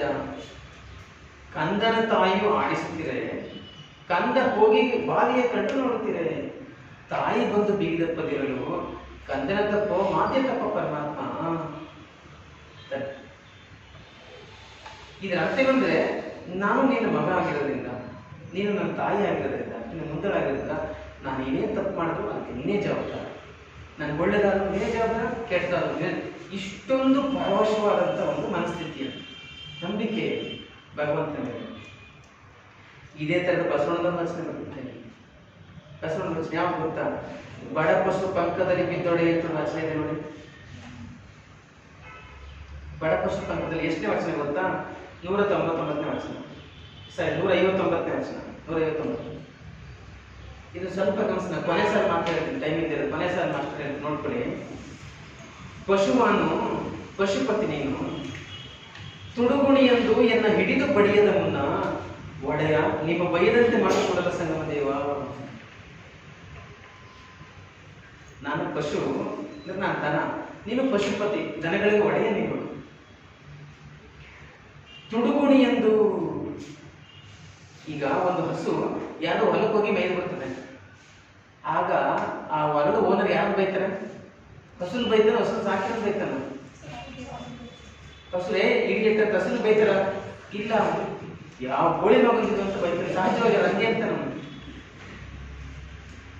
ಅಂದ್ರೆ ತುಡುಗುಣಿ ಎಂದು ಎನ್ನ ಹಿಡಿದು ಬಡಿಯದ ಮುನ್ನ ನಿಮ್ಮ ಬೈಯದಂತೆ ಮಾಡಿಕೊಡಲು ಸಂಗಮ ದೇವ. ಅಂದ್ರೆ ನಾನೇನಾದ್ರು ತಪ್ಪು ಮಾಡಿದ್ರೆ ಯಾರು ಬೇಗಲ ಬಿಡ್ತಾರೆ? ನಿನಗೆ ಬೇಗಲ ಬಿಡ್ತಾರೆ. ಯಾಕೆಂದ್ರೆ ನಾನು ಪಶು, ನೀನು ಪಶುಪತಿ. ಇಲ್ಲಿ ಆ ಪರವಶತೆ ಎಷ್ಟಿದೆ. ಈ ತರ ಕಂಪೇರ್ ಮಾಡಿ ಅಂದ್ರೆ ಆ ಇನ್ವಾಲ್ವ್ಮೆಂಟ್ ಅಷ್ಟು ತನ್ಮಯವಾದಂತ ಒಂದು ಭಾವ, ಭಕ್ತಿ. ಈ ತರ ತುಂಬಾ ಉದಾಹರಣೆ ಇದೆ, ಜಸ್ಟ್ ಒಂದು ಉದಾಹರಣೆ ಇದೆ, ಗಮನಿಸಿ. ಜೊತೆಗೆ ಇನ್ನೊಂದು ಇಂಪಾರ್ಟೆಂಟ್ ಮ್ಯಾಚಿಂಗ್ ಏನಂತಂದ್ರೆ, ಭಕ್ತಿಯ ಜೊತೆಗೆ ಇವರು ಸಮಾಜ ವಿಮರ್ಶೆ, ಅದರ ಸಮಾನತೆ ಆಶಯವನ್ನು ಎತ್ತಿಡಿತಾರೆ. ಅದನ್ನು ನೀವು ಗಮನಿಸ್ಬೇಕು. ಭಕ್ತಿ, ಸಮಾನತೆ ಆಶಯ. ಕನಕದಾಸ ಹೇಳ್ತಾನೆ, ನೀವು ಗಮನಿಸಿದ್ದೀರಾ? ದೇವ ನೀ ನೆನೆಸಿರಲು ಈ ದೇಹಕ್ಕೆ ಹೊಲೆಯುಂಟೆ. ದೇವ ಕಾವೇರಿ ಆದಿಕೇಶವ, ನೀನು ನೆಲೆಸಿರುವಾಗ ಈ ದೇಹಕ್ಕೆ ಹೊಲೆಯನ್ನು ಮಾತು ಎಲ್ಲಿ ಬಂತು ಅಂತ ಅದರ ಅರ್ಥ ನೋಡಿ. ಮಾತೇನೆ, ನೀನ್ ನೆಲೆಸದೆ ಹೋಗಿದ್ರೆ ಆಗ ಈ ಶರೀರ ಹೊಲೆ ಆಗಿದ್ದ ಕೊಳತ ಆಗ್ಬಿಡೋದು. ಈಗ ನೀನ್ ನೆಲೆಸಿದ್ದೀಯಾ, ನೆಲೆಸಿದ ಮೇಲೆ ಹೊಲೆ ಎಲ್ಲಿಂದ ಬಂತು? ಆ ಹರಿಭಕ್ತಿ ಸಾಧನ ಮಾತು ಬರುತ್ತೆ. ಹೊಲೆ ಹೊಲೆ ಎಂದು ತೊಲಗುವರು ತಾ ಕಡೆಗೆ ಕಳವಳಿಸಿ ಮೂತ್ರದ ಬಿಲಗಳು ಬಂದಿವನ ಕಾಣದೆ ಅಂತ ಆ ವಚನ ಇರುತ್ತೆ. ಮೂತ್ರದ ಬಿಲಗಳು ಒಟ್ಟು ಬಂದಿದ್ದಾರೆ, ಆದ್ರೆ ಅವಾಗ ಗೊತ್ತಿಲ್ಲ ಹೊಲೆ ಹೊಲೆ ಹೊಲೆ ಅಂತ ಹಿಂಗೆ ಆಡ್ತಾರೆ. ಆದ್ರೆ ದೇವ ನೀವು ನೆನೆಸಿರ್ಬೇಕಾದ್ರೆ ಹೊಲೆ ಮಾತಿಲ್ಲಿ ಬಂತು ಅಂತ ಅವನು ಹೇಳ್ತಾನೆ. ನೀವು ಬಸವಣ್ಣ ಗಮನಿಸಿ. ಬಸವಣ್ಣ ಐವನಾರವ ಐವನಾರವ ಐವನಾರವ ಅಂತ ಕೊನೆ ಸಾಲಿದೆ. ಅಂತಲ್ಲದೆ ಒಲನಯ್ಯ ಅನ್ನೋದಿದೆಯಲ್ಲ, ಅಂದ್ರೆ ಭಗವಂತನ ಹೊಲಿಸ್ಕೋಬೇಕಾದ್ರೆ ನಮಗೆ ಈ ತರ ಡಿಸ್ಕ್ರಿಮಿನೇಷನ್ ಮಾಡಬಾರ್ದು ಅಂತಕ್ಕಂಥದ್ದು. ಅದನ್ನು ಗಮನಿಸ್ಬೋದು. ಅಥವಾ ಇನ್ನೂ ಒಂದನ್ನ ಗಮನಿಸಿ ನೀವು, ನಿಮಗೆ ಬಸವರಾಜ ದೇವರಲ್ಲಿ ಒಂದು ಘಟನೆ ಇದೆ ಅಂತ ಕ್ಲಾಸಲ್ಲಿ ಹೇಳಿದ್ದೆ ನಾನು. ಬಸವರಾಜ ದೇವರಲ್ಲಿ ಬಸವಣ್ಣ ಏನು ಮಾಡ್ತಾನೆ, ನಾಗಿದೇವ ಮನೆಗೆ ಊಟ ಕೊಟ್ಟೋಗ್ಬಿಟ್ಟಿರ್ತಾನೆ. ನಾಗಿದೇವ ಮನೆಗೆ, ನಾಗಿದೇವ ಒಬ್ಬ ಮಲಗಿದವನು.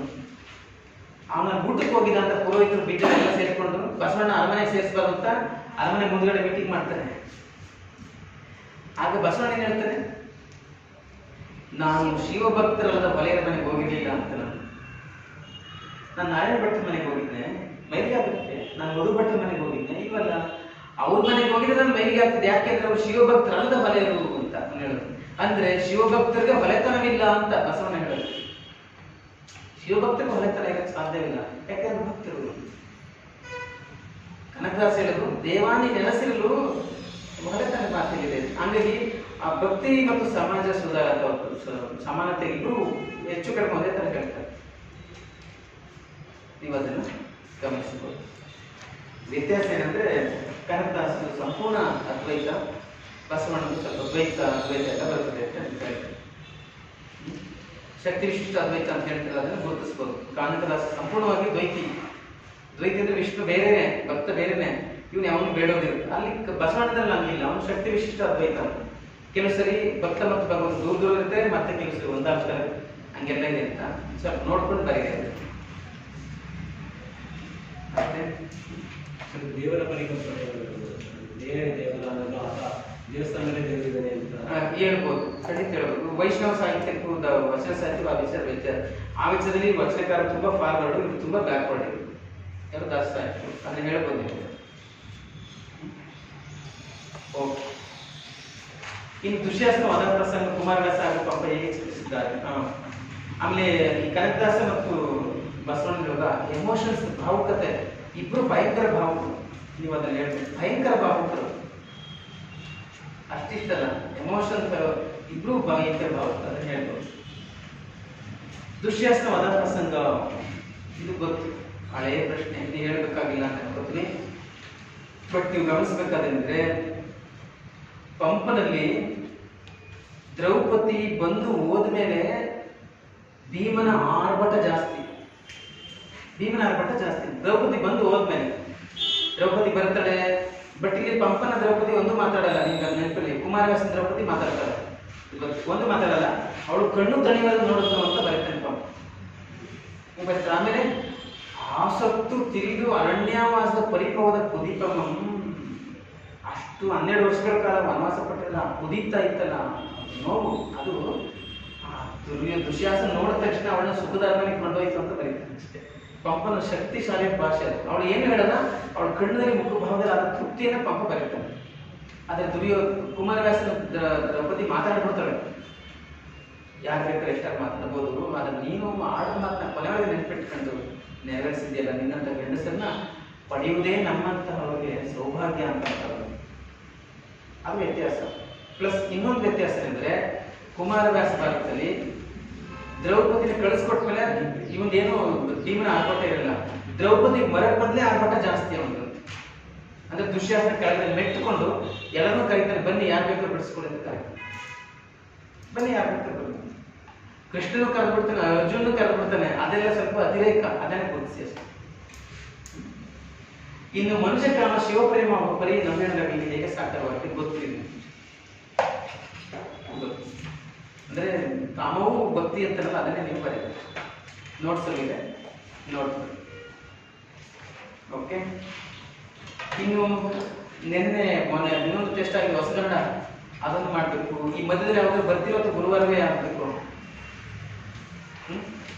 ಮಧ್ಯೆ ಯಾವಾಗ ಬರ್ಬೋದಾ? ನೀವು ಮಧ್ಯೆ ಬರ್ತೀವಿ ಅಂದ್ರೆ ಅದನ್ನ ಯಾವಾಗಲೂ ಮಾಡ್ಕೊಡ್ಬೋದು. ಇಲ್ಲ ಅಂದ್ರೆ ಮತ್ತೆ ಗುರುವಾರಕ್ಕೆ ಕಾಯ್ಬೇಕಾಗುತ್ತೆ. ಆಮೇಲೆ ನಾನು ಅನ್ಕೋತೀನಿ ಒಂದು ಟೈಮಿಗೆ 2 ಟೆಸ್ಟ್ ಮುಗಿಸ್ಬೋದು ಅನ್ಕೋತೀನಿ. ಅದು ಆಗುದೇ ಇಲ್ಲ, ಅದು ಯಾಕೆ ಅಂತ ಗೊತ್ತಿಲ್ಲ.